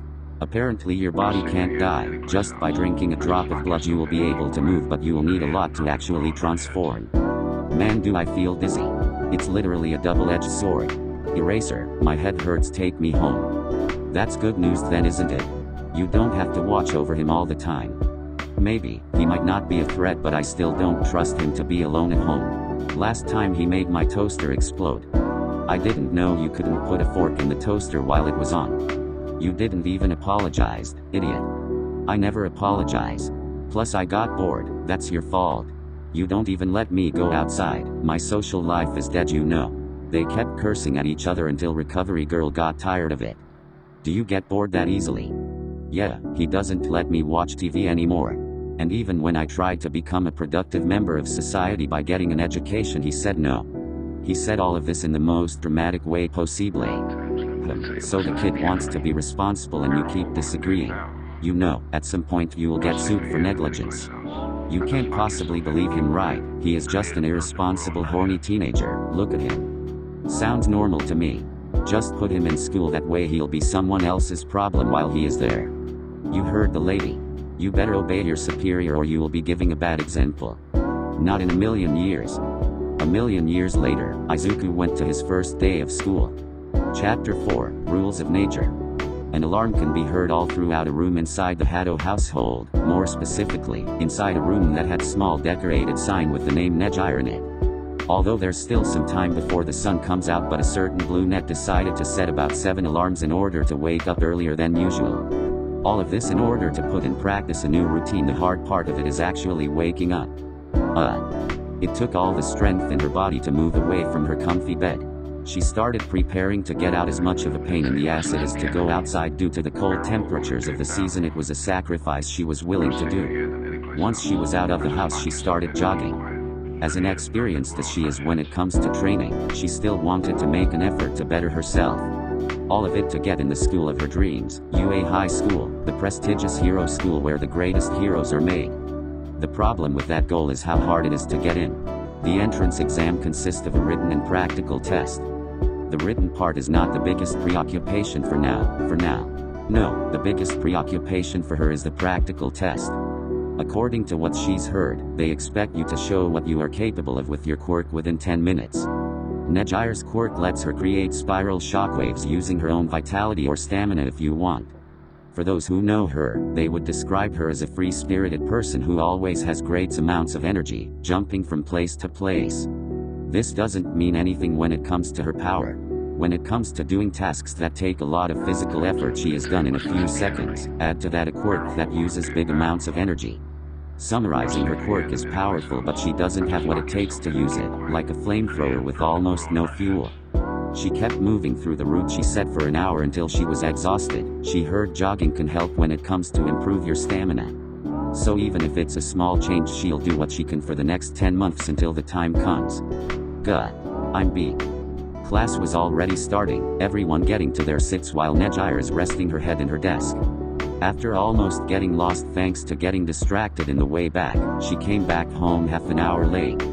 Due to this, she took a bath as quick as possible and changed to her uniform. Cause she was already out of time by now, she had to skip breakfast and get to school as fast as possible. As exhausted as she was, he couldn't neglect her classes, so after complaining about her existence to her friend, the teacher started the lecture. She had to put all of her will in order to pay attention, taking notes even if her hands were shaking. As boring as it was, she kept her eyes focused on the board, even if the new change in color from her best friend was trying to take her attention. Why did she change it again? She said she liked the last one, and the one before that one. Doesn't dyeing your hair ruins it? Is it dyeing or dying?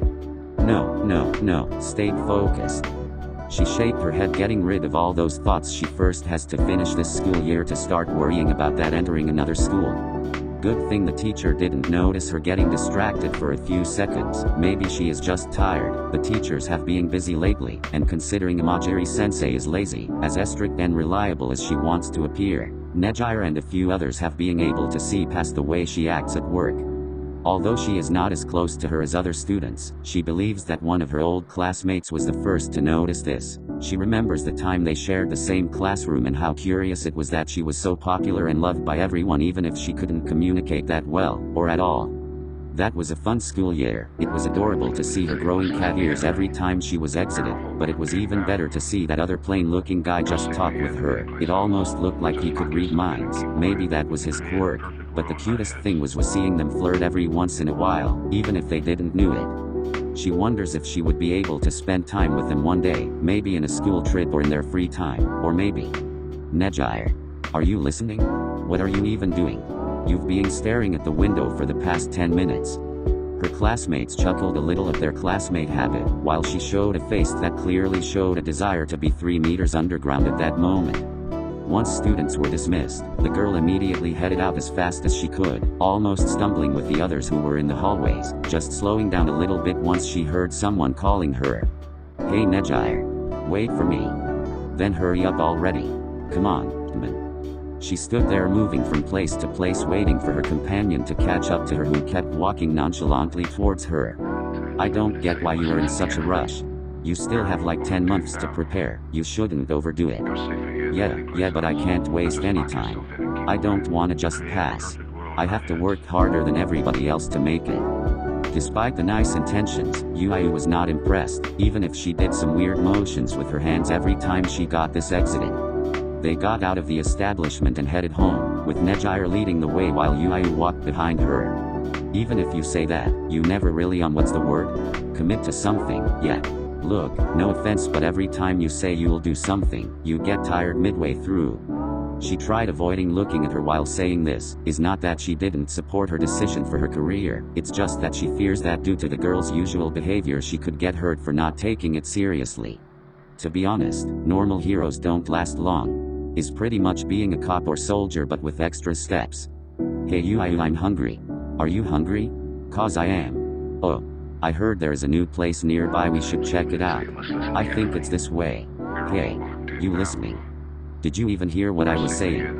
In the end she gave up and followed her. It's pretty much a matter of time until she figures out what's going on. She might as well enjoy the moment for a while. Why? Nejire was now on the front door of her home. It's already late and one thing is for sure, she pretty much wasted all her time. She was disappointed in her poor sense of responsibility but not really surprised. And after she heads inside the living room and letting her body fall in the couch with a sigh of frustration, ignoring the look of concern from her mother. She prepares herself to start her homework and review what she needs for the exam before it's too late, mostly because she has a tendency to leave important stuff for the last minute. With the teenager sitting on the floor with some books scattered all over it, she tries her best to ignore the noise coming from the TV. It seemed that the news were on. Something about a giant woman's debut was being discussed at first, but it was quickly thrown out the window in order to talk about what's really important. Apparently the #1 hero All Might was in the city and just today he stopped a slime villain. It appears to be a green goop with eyes. It seems like it took hostage a student. The whole place was on fire and everybody was panicking, including the heroes who were just standing there doing nothing. Except that in the footage it seemed that there was someone with the same uniform as the hostage. The guy seemed unfazed by the situation. He actually seemed to enjoy it. He was laughing his ass off, taunting the other student. Saying something about "look who is the dead weight now" or something like that. It was hard to listen with all the noise and the reporters talking over it. But then All Might appeared out of nowhere and with one punch defeated the villain. The reporters tried to interview All Might but he seemed to avoid every question he was asked, while in the background Nejire noticed that one guy who looked like a broccoli was laughing, the one who was saved. Wonder what that's all about. What was All Might doing here of all places? Isn't his agency in? Where was it? That train of thought was interrupted when her mother changed the channel. She usually doesn't watch news anyway. 2 hours passed. MRS. Hato ended up watching a cheesy horror movie. It had werewolves, vampires, and a guy named Van Helsing. She seemed to enjoy it enough to watch it till the end. Her daughter on the other hand kept clinging to her mother's leg unconsciously. Even if the movie ended up being more action, her usual distaste for anything that slightly resembles horror gives her the creeps. Once it was done, Nejire's mother turned off the TV, leaving her daughter in an empty room. But before actually leaving she couldn't help herself and mess around with a younger girl. Since the girl was really jumpy, the best thing she could think of was to turn off the lights and listen to the horrified noises coming from the living room. After patting herself in the back for being the best mother in the whole world, she shrugged Nejire's complaints and went to sleep. After having like 3 heart attacks, she headed to her room as quick as possible, closing the door behind her and getting changed in order to fall asleep. She felt something that has accompanied her for the longest time, the feeling of forgetting something important. Once the lights were off, lying down in her bed, that feeling intensified. I forgot to take a bath, that's it.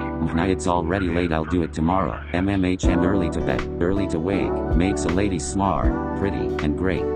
She closed her eyes, and fell asleep. She also slept through all of her alarms. So, how long did your study session lasted? I read the first line for 5 minutes. But at least you did today's homework. Right. Sigh, you look like a mess too. Sigh, come on, let's get to class. 10 months later. Guess what? The day has finally come. After months of struggling from Nejire's part, but she has made enough progress to say she might pass. It was her mother who brought her to the UA installations. Once she was there, the lady wished her luck and said her goodbyes with a hug. There were lots of people, all of them seemed to be from different schools judging by their uniforms, but it seems no one from her school came. Yuayu was supposed to take the general studies exam thing, but it seems it's going to be in a different day. Still, she kept sending messages trying to encourage her and wishing her good luck. Whatever, back at the topic at hand, there's lots of people here. There's a guy that has a text bubble instead of a head, a girl that has green plant stuff in her hair, oh wait, there's a pink girl, with pink hair with horns, and... That train of thoughts were interrupted when she stumbled into a guy taller than her. He suddenly stopped and slowly turned around. Hey, what do you think you are doing? Once he turned around, she could clearly see a face full of anger that was screaming at you that just breathing the same air as him is a mistake. A mess, sorry, the tone of voice he used intimidated her a little, making her stutter a bit while trying to make some distance with the guy. Get out of my way or you are dead.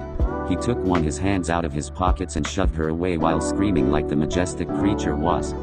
She stumbled backwards until someone prevented her from falling by grabbing her from the shoulders. Hey, slow down there. He didn't look remarkable, to be honest, even if you were close to him. Pretty plain looking aside from a few freckles here and there, and messy green hair. You really need to have the worst luck possible to stumble with him. Who was that guy? Why did he look like was about to explode? Wait, you know him? Is he your classmate?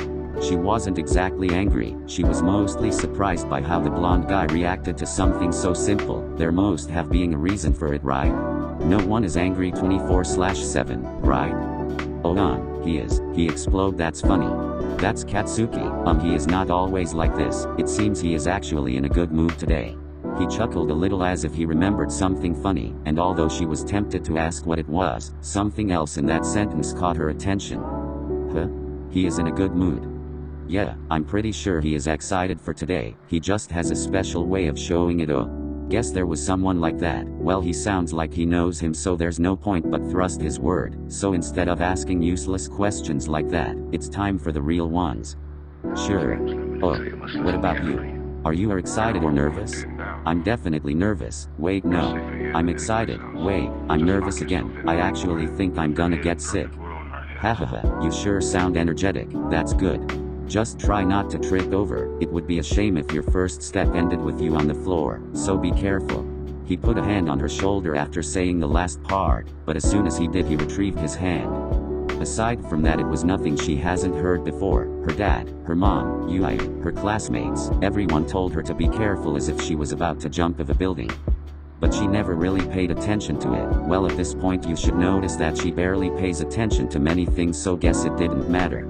She always finds a way to get out of trouble, so even if she jumped out of a building, she would be fine, right?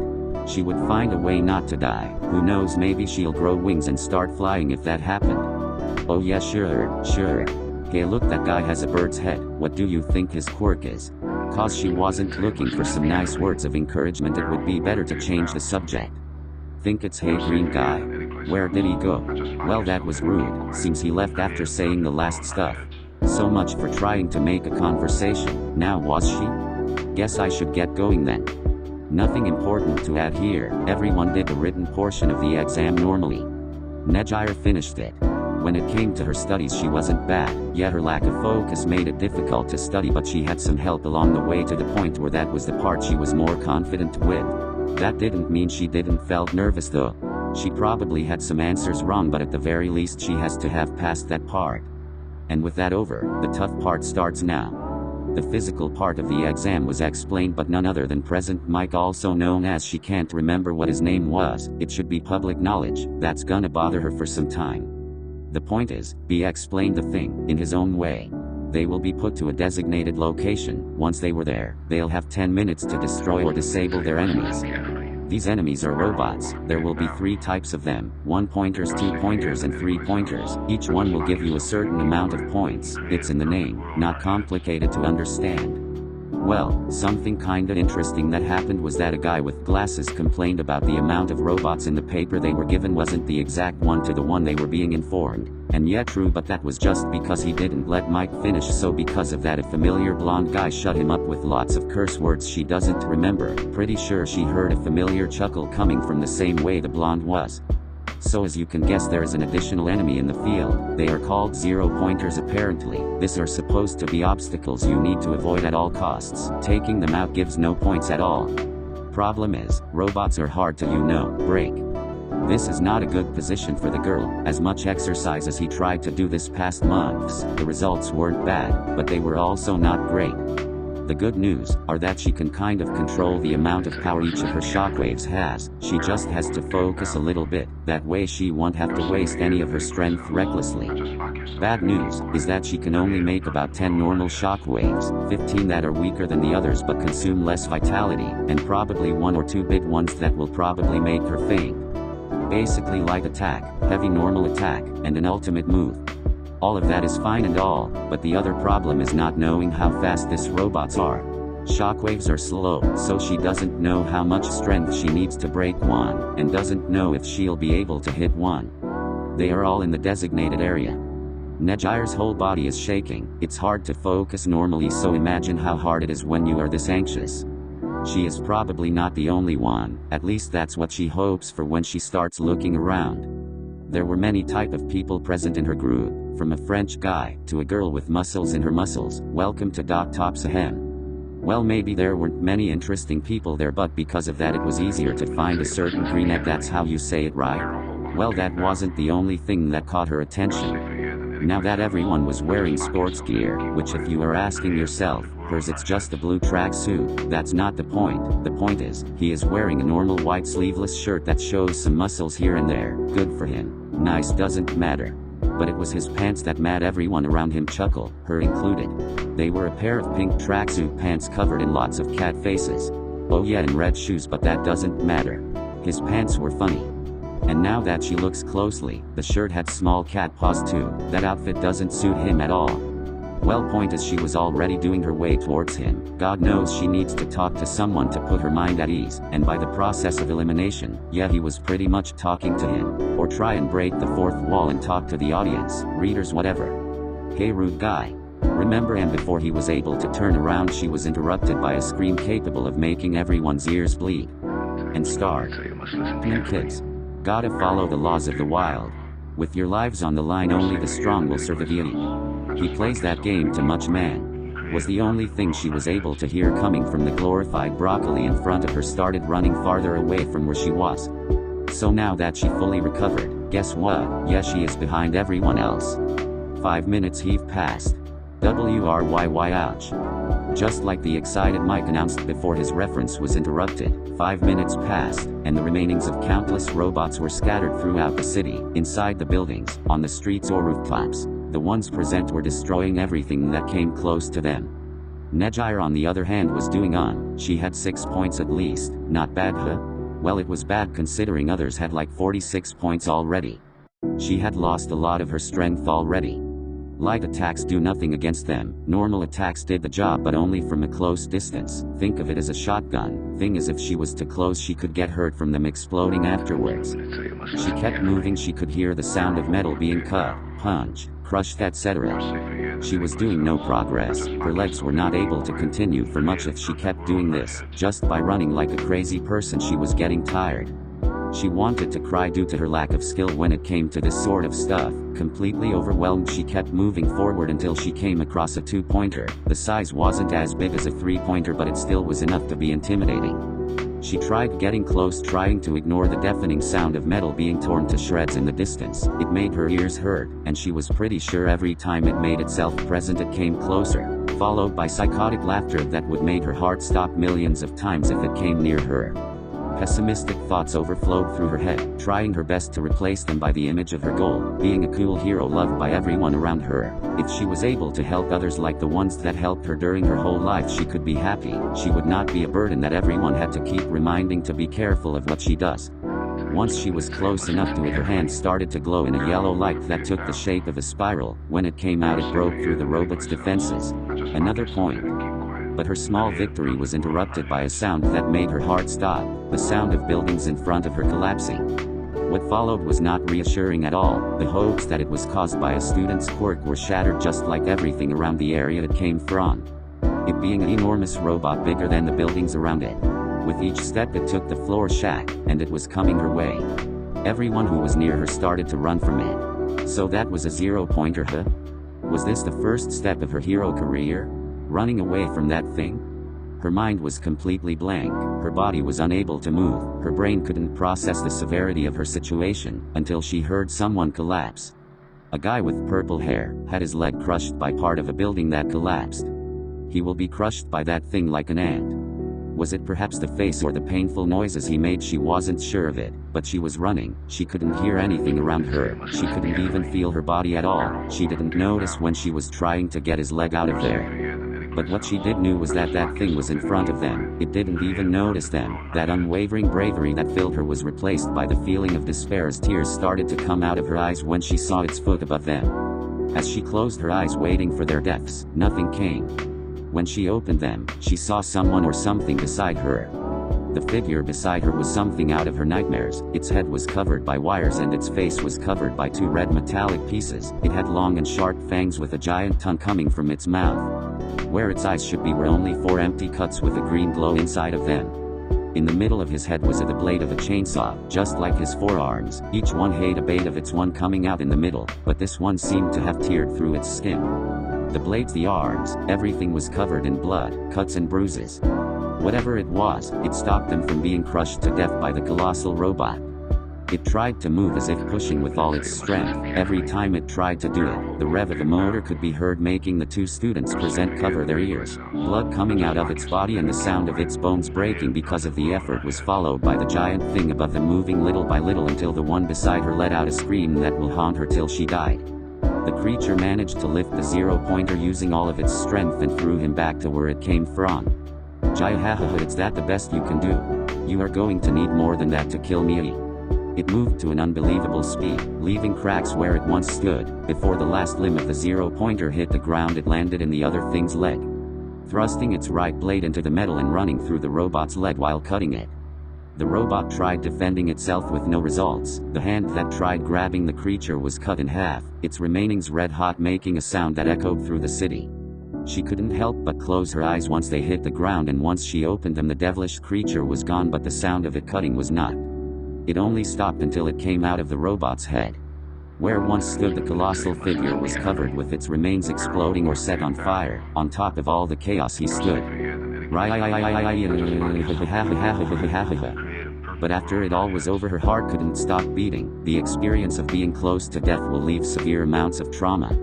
With everything that happened, she finally noticed what the thing that saved her was wearing. Although it was full of cuts and burns, there was no doubt it was the same stupid outfit that boy had. And now that the blades retracted, and the metallic pieces covering his head were melting away, she saw his messy hair. And now he is falling from the top. Time's up. President Mike announced the end of the exam. Everyone was able to breathe properly now that the pressure of the test was gone. In the end she had about 7 points, and although that was making her worried, she decided to keep that thought on back of her head and focus on getting the purple-haired guy, him being the one who's most injured here, well aside than the other one, but he was farther away. Are you okay? After hearing that, he made a face that clearly said, "You serious?" Then he looked down to his right leg that was bent the wrong way. "Well done everybody, well done." A small old lady using with a syringe as a crane came walking, congratulating everyone and giving candies. "Oh my, you look like you need some help there. Hold still, and smoke." She extended her lips unnaturally and kissed his forehead. Once that was done, she smiled satisfied. The injured limb started moving on its own, and once it stopped, it was good as new. "Now stand up, here, have a lollipop." The boy looked confused and gave his thanks, and she just nodded. Then she turned over to the wrecked robot's parts remained. "Oh dear, I always tell that rat to not use that thing, and surely he never listens, always making my job more difficult. I would kick that thing's butt if it wasn't considered animal cruelty." Once she finished her complaints, she gave Nejire a lollipop, but once she started to head out, the girl tried to stop her. "Wait, what about the other guy? He collapsed right there. He needs you to do your thingy." She made motion with her hands trying to point where he was, but only received a sigh as she looked for something inside her pocket. "Yeah, him. Here, give him this." She handed her a bag of blood. "Wait, what do I do with this? You know I'm not a nurse, right? I can't do a blood transfusion." "Would a blood transfusion be enough? He was messed up, maybe he..." "Sweetie, I'm sorry." "Thanks to the man, sorry, they're in charge of all of this. There are lots of injured children who need my help more than him. He'll be fine, just give him that and it'll be fine. It takes more than that to kill him, believe me. If you excuse me, I'll be going." With that she left, nothing less to complain about. Nejire made her way towards the chainsaw guy. With each step she took, her body felt heavier. Now that the adrenaline of the moment is completely gone, the fatigue she was supposed to have was back. But one thing was for sure, she was nervous. Her hands were shaking just by thinking back at how he looked, and how beaten up he must be now. Was that his quirk? If so, why did it damage him so much? The quirk in question made him look quite intimidating, but she noticed the way his skin was torn. The things coming out of his body were hurting him. The screams coming out of him made her question what they were. Were they screams of anger, pain, or perhaps he was just a madman? But now that she is in front of him, he was soaked in his own blood. The once colorful and goofy clothes were now crimson red.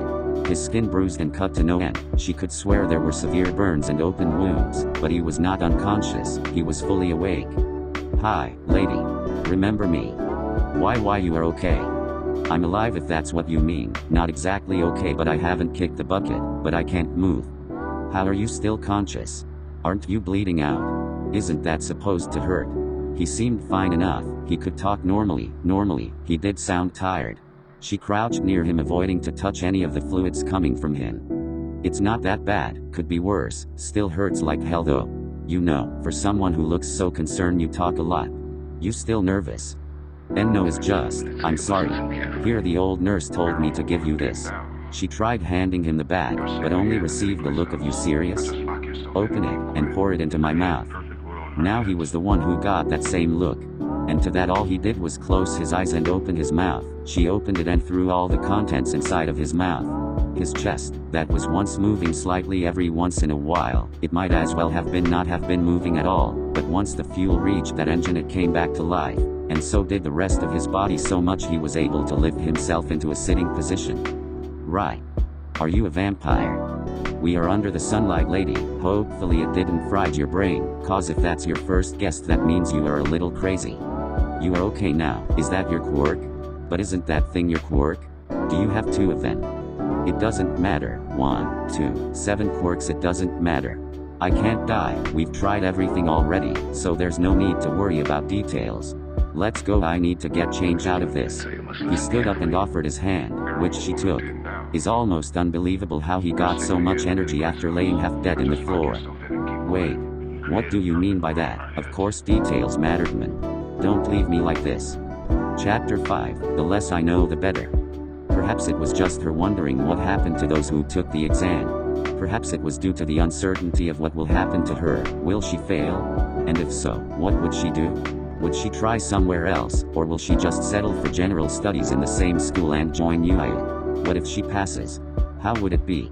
Would her classmates be nice? Would they be mean? Would they be scary like?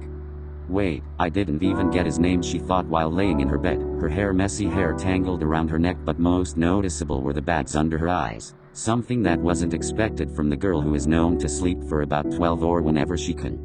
She kept changing positions over and over again, hoping to get some rest and getting her hair messier by result.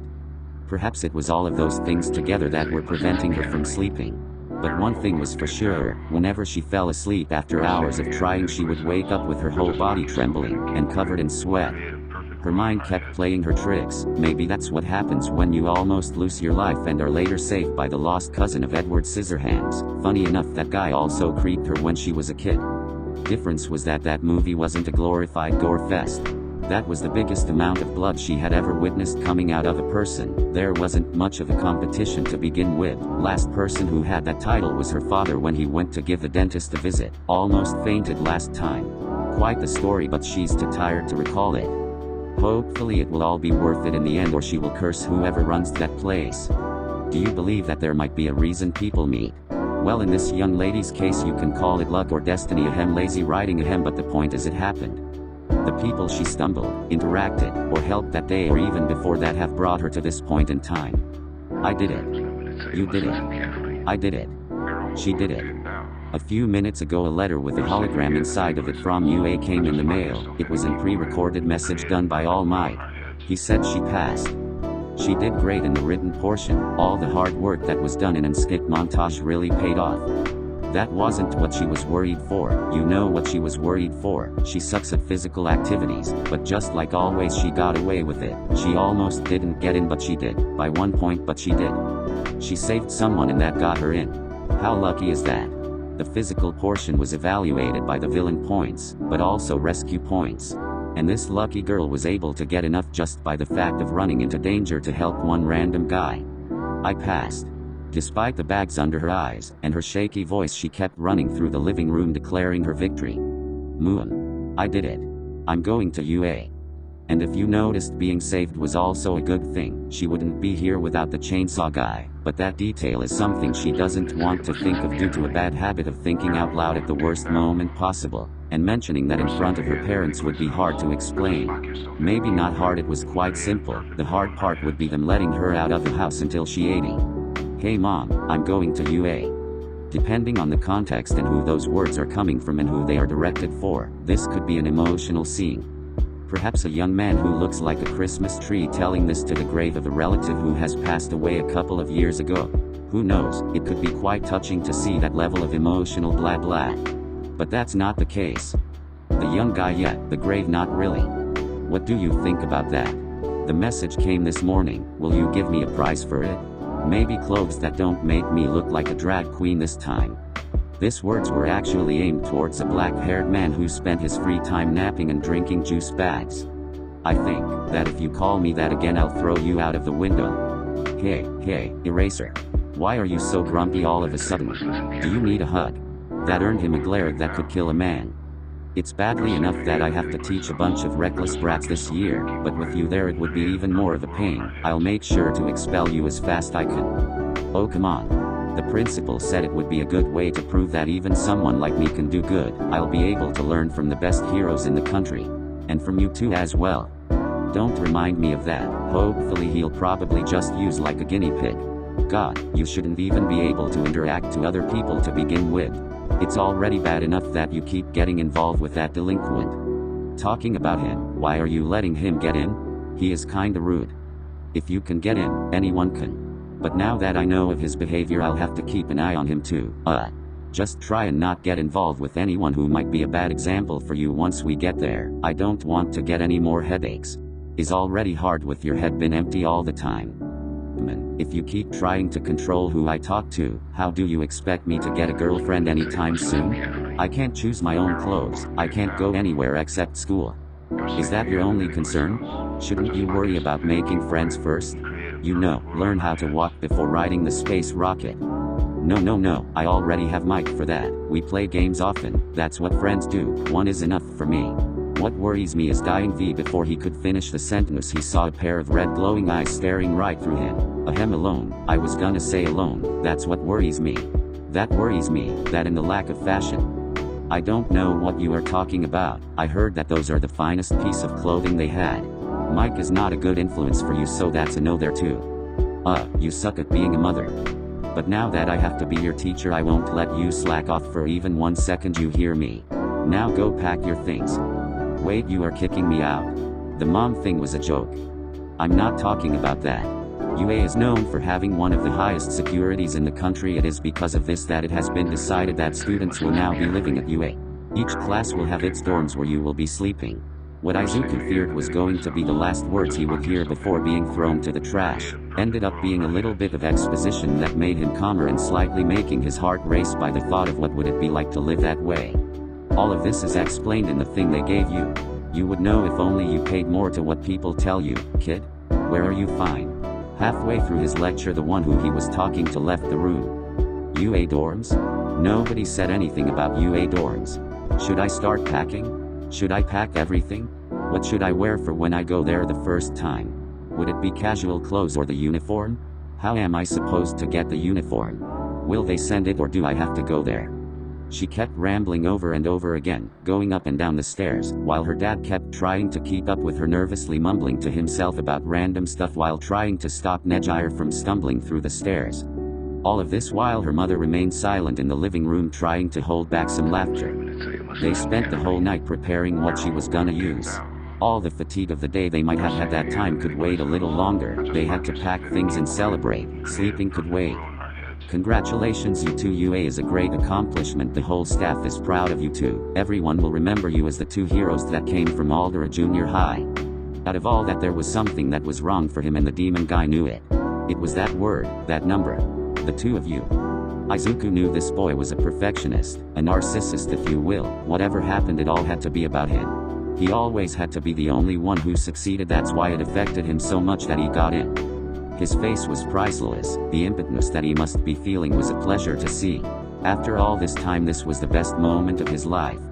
After giving their thanks, they both left the room, one happier than the other, one angrier than the other. They both looked towards the other direction. Looking into someone else's eyes could be an intimate sign of affection, but given the context of the situation at hand, this was not the case. But there were sparks in the air, literally. From the blonde's palms were coming sparks, small detonations over and over again, a sign that he was losing his composure. They both seemed to agree to have a change of scenery. At the back of school. How did you get in? I keep wondering that too. Perhaps it's a miracle. The smugness in his voice was overflowing. He put his back against the wall and with one hand he made a thinking pose. Don't waste my time, Deku. Don't mess with me. You are worthless. You cheated. Since the moment he started talking, he tried shoving him to the wall he was resting in, holding him by the neck of his shirt, but even like this he wasn't changing his thinking face. Deku.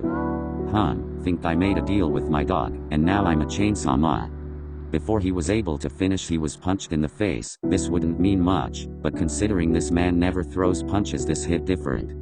Katsuki never punches, he just slammed his hand into things and made them explode, but today that wouldn't do the job. In his mind, he had to feel it, this guy's face colliding with his bare fist.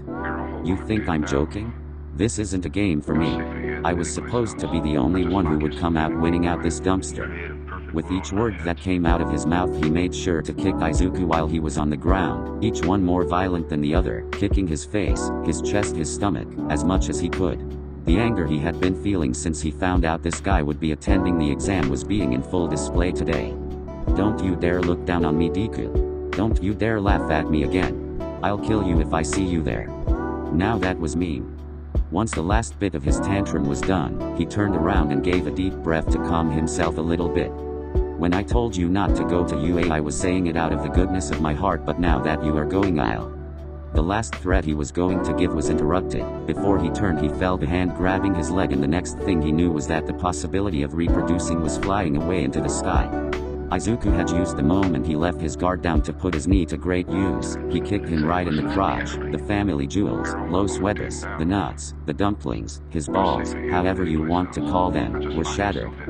Once the pain registered in Katsuki's brain, he found himself in the floor gasping for air and a burning in the south. You are so considerate, buddy. How about I return the favor with a word of advice from the bottom of my heart?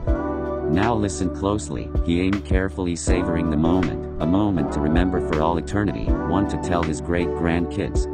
When 1 kick, you fight. 2 kicks, a guy. 3 kicks, you always. 4 kicks, aim. 5 kicks, 4. 6 kicks, the 7 kicks, balls. 8, 9 and 10 kicks. Like a silver bullet piercing through the air, that last kick pierced through something. The amount of pain was no longer registered in his body, it all felt none. You know, I was going to get on this gig just to gain some money, but now that I know it will piss you off if I do it, then I guess this suddenly became the ideal job to me. He left the agonizing boy on the floor and made his way back home, proud of what he did, a little too proud considering the heresy he just committed. Spring has already come, and a new chapter in her life is starting today along with it. All the packages were already delivered to the room she'll be staying, well, at least the most heavy ones are there. Only like 4 boxes remain to carry inside, just a matter of carrying them to the building she'll stay in for. Wait, how long are the school years in here? Perhaps she should have checked to help the narration go smoothly, but doesn't matter anymore. She'll just carry one by one and she'll be done. Just some clothes, pictures, random stuff she got in a festival last year, because why not? Where she's gonna put it all in? That's a question she'll live for another time. From the distance she could notice there were like 2 people inside and lots of people around the other dorms. So many people she's going to meet made her excited and nervous at the same time. Just hope there isn't any scary people in my class. Had enough of that last time. Maybe I should call UI over once I present myself. Wonder if her dorm is near mine. Even if we don't share classes, we can still have lunch together. We can share weekends and oh god, no. The last person she wanted to see here was now laying in the front stairs of the place. Fortunately he hasn't noticed her. Seems like he is resting his head on the floor with no signs of movement. Hopefully he is sleeping there. To hell with that plan, carrying one by one. What was I thinking? All of them at the same time should be faster, and if he is avoided it would be even better. Her brain was going at 400 meters s. Her heart was probably going faster.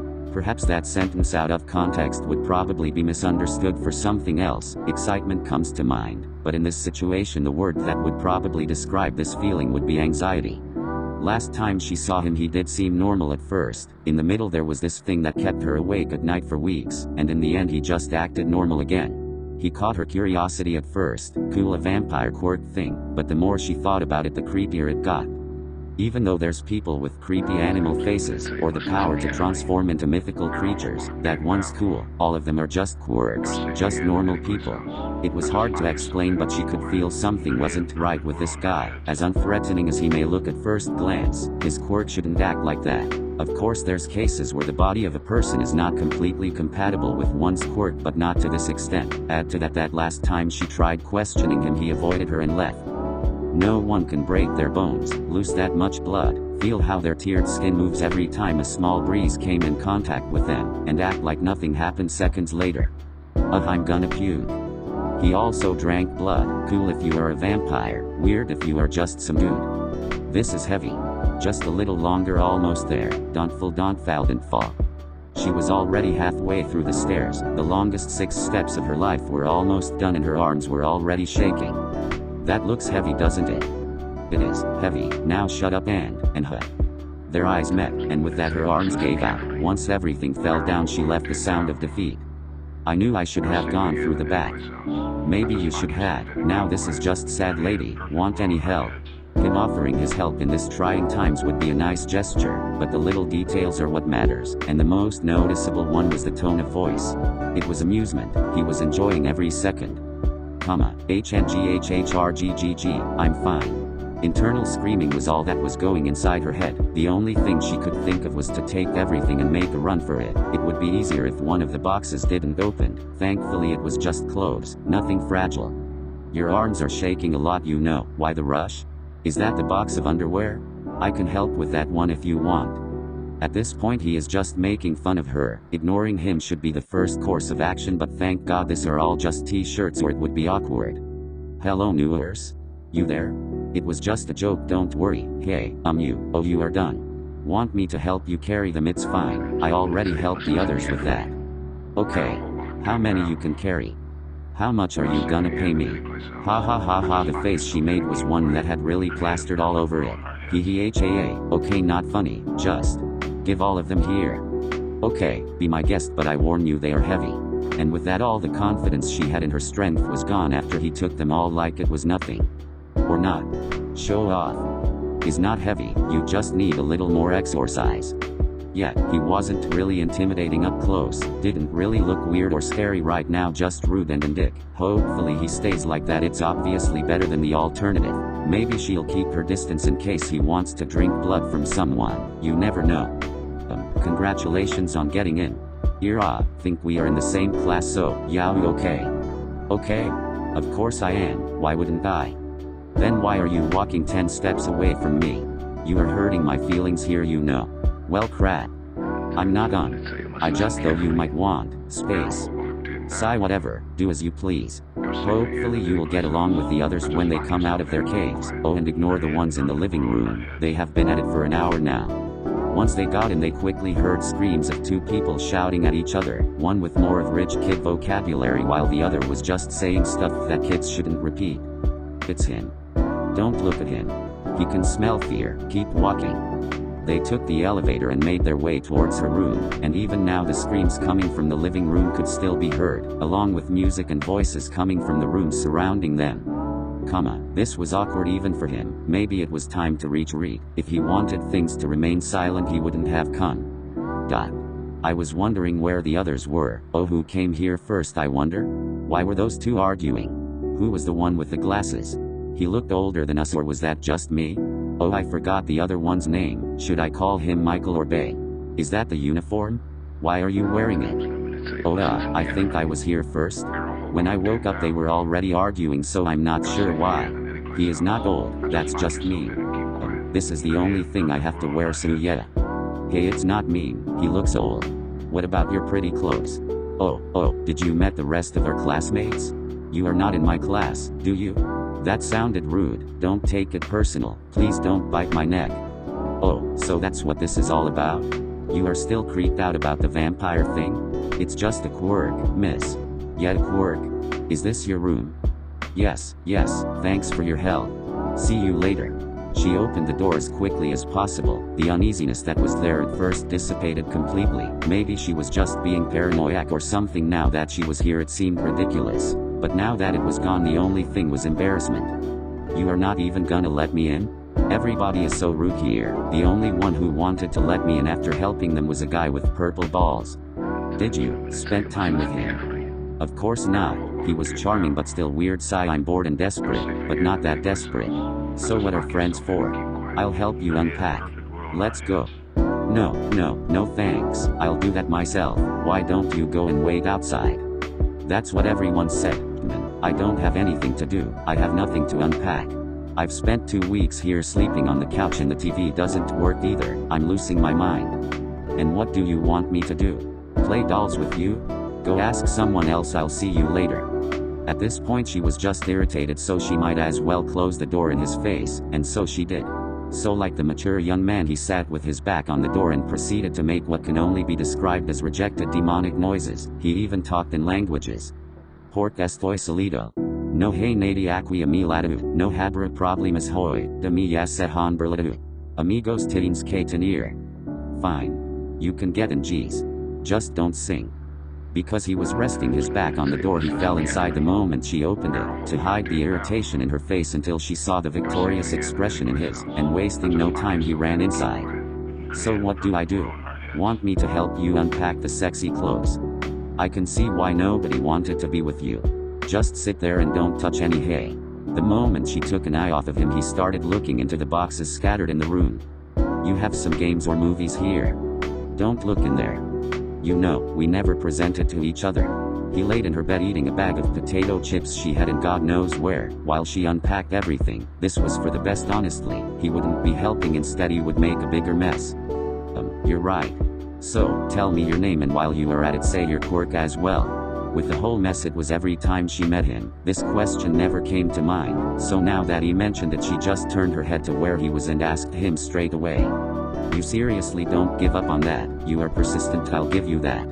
Fine, my name is Izuku Midoriya and my quirk is her devil trigger, I guess. Yeah. You guess. Yeah, it's a mutation one, an anomaly in the family. I'm the first one to have it.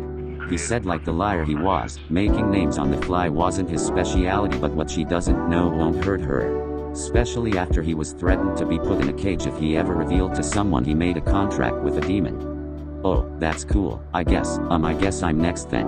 I'm Nejire Hado. Is nice to meet you, for real this time. Yeah, is nice to meet you, Miss Hado. Hopefully you won't try to avoid me next time you walk through the stairs.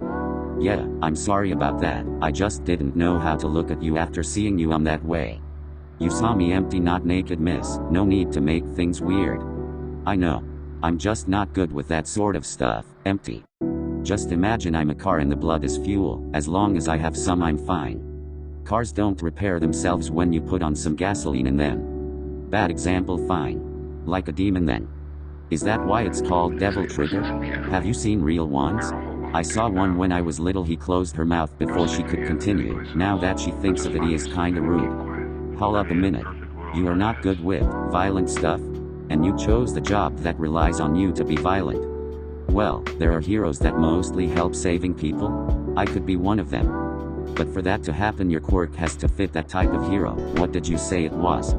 I can shoot shockwaves from my hands, but they are slow, and make me tired after using them too much. That sounds rather violent, Miss Hado. I fear you might get hurt if you start shaking in the middle of a fight.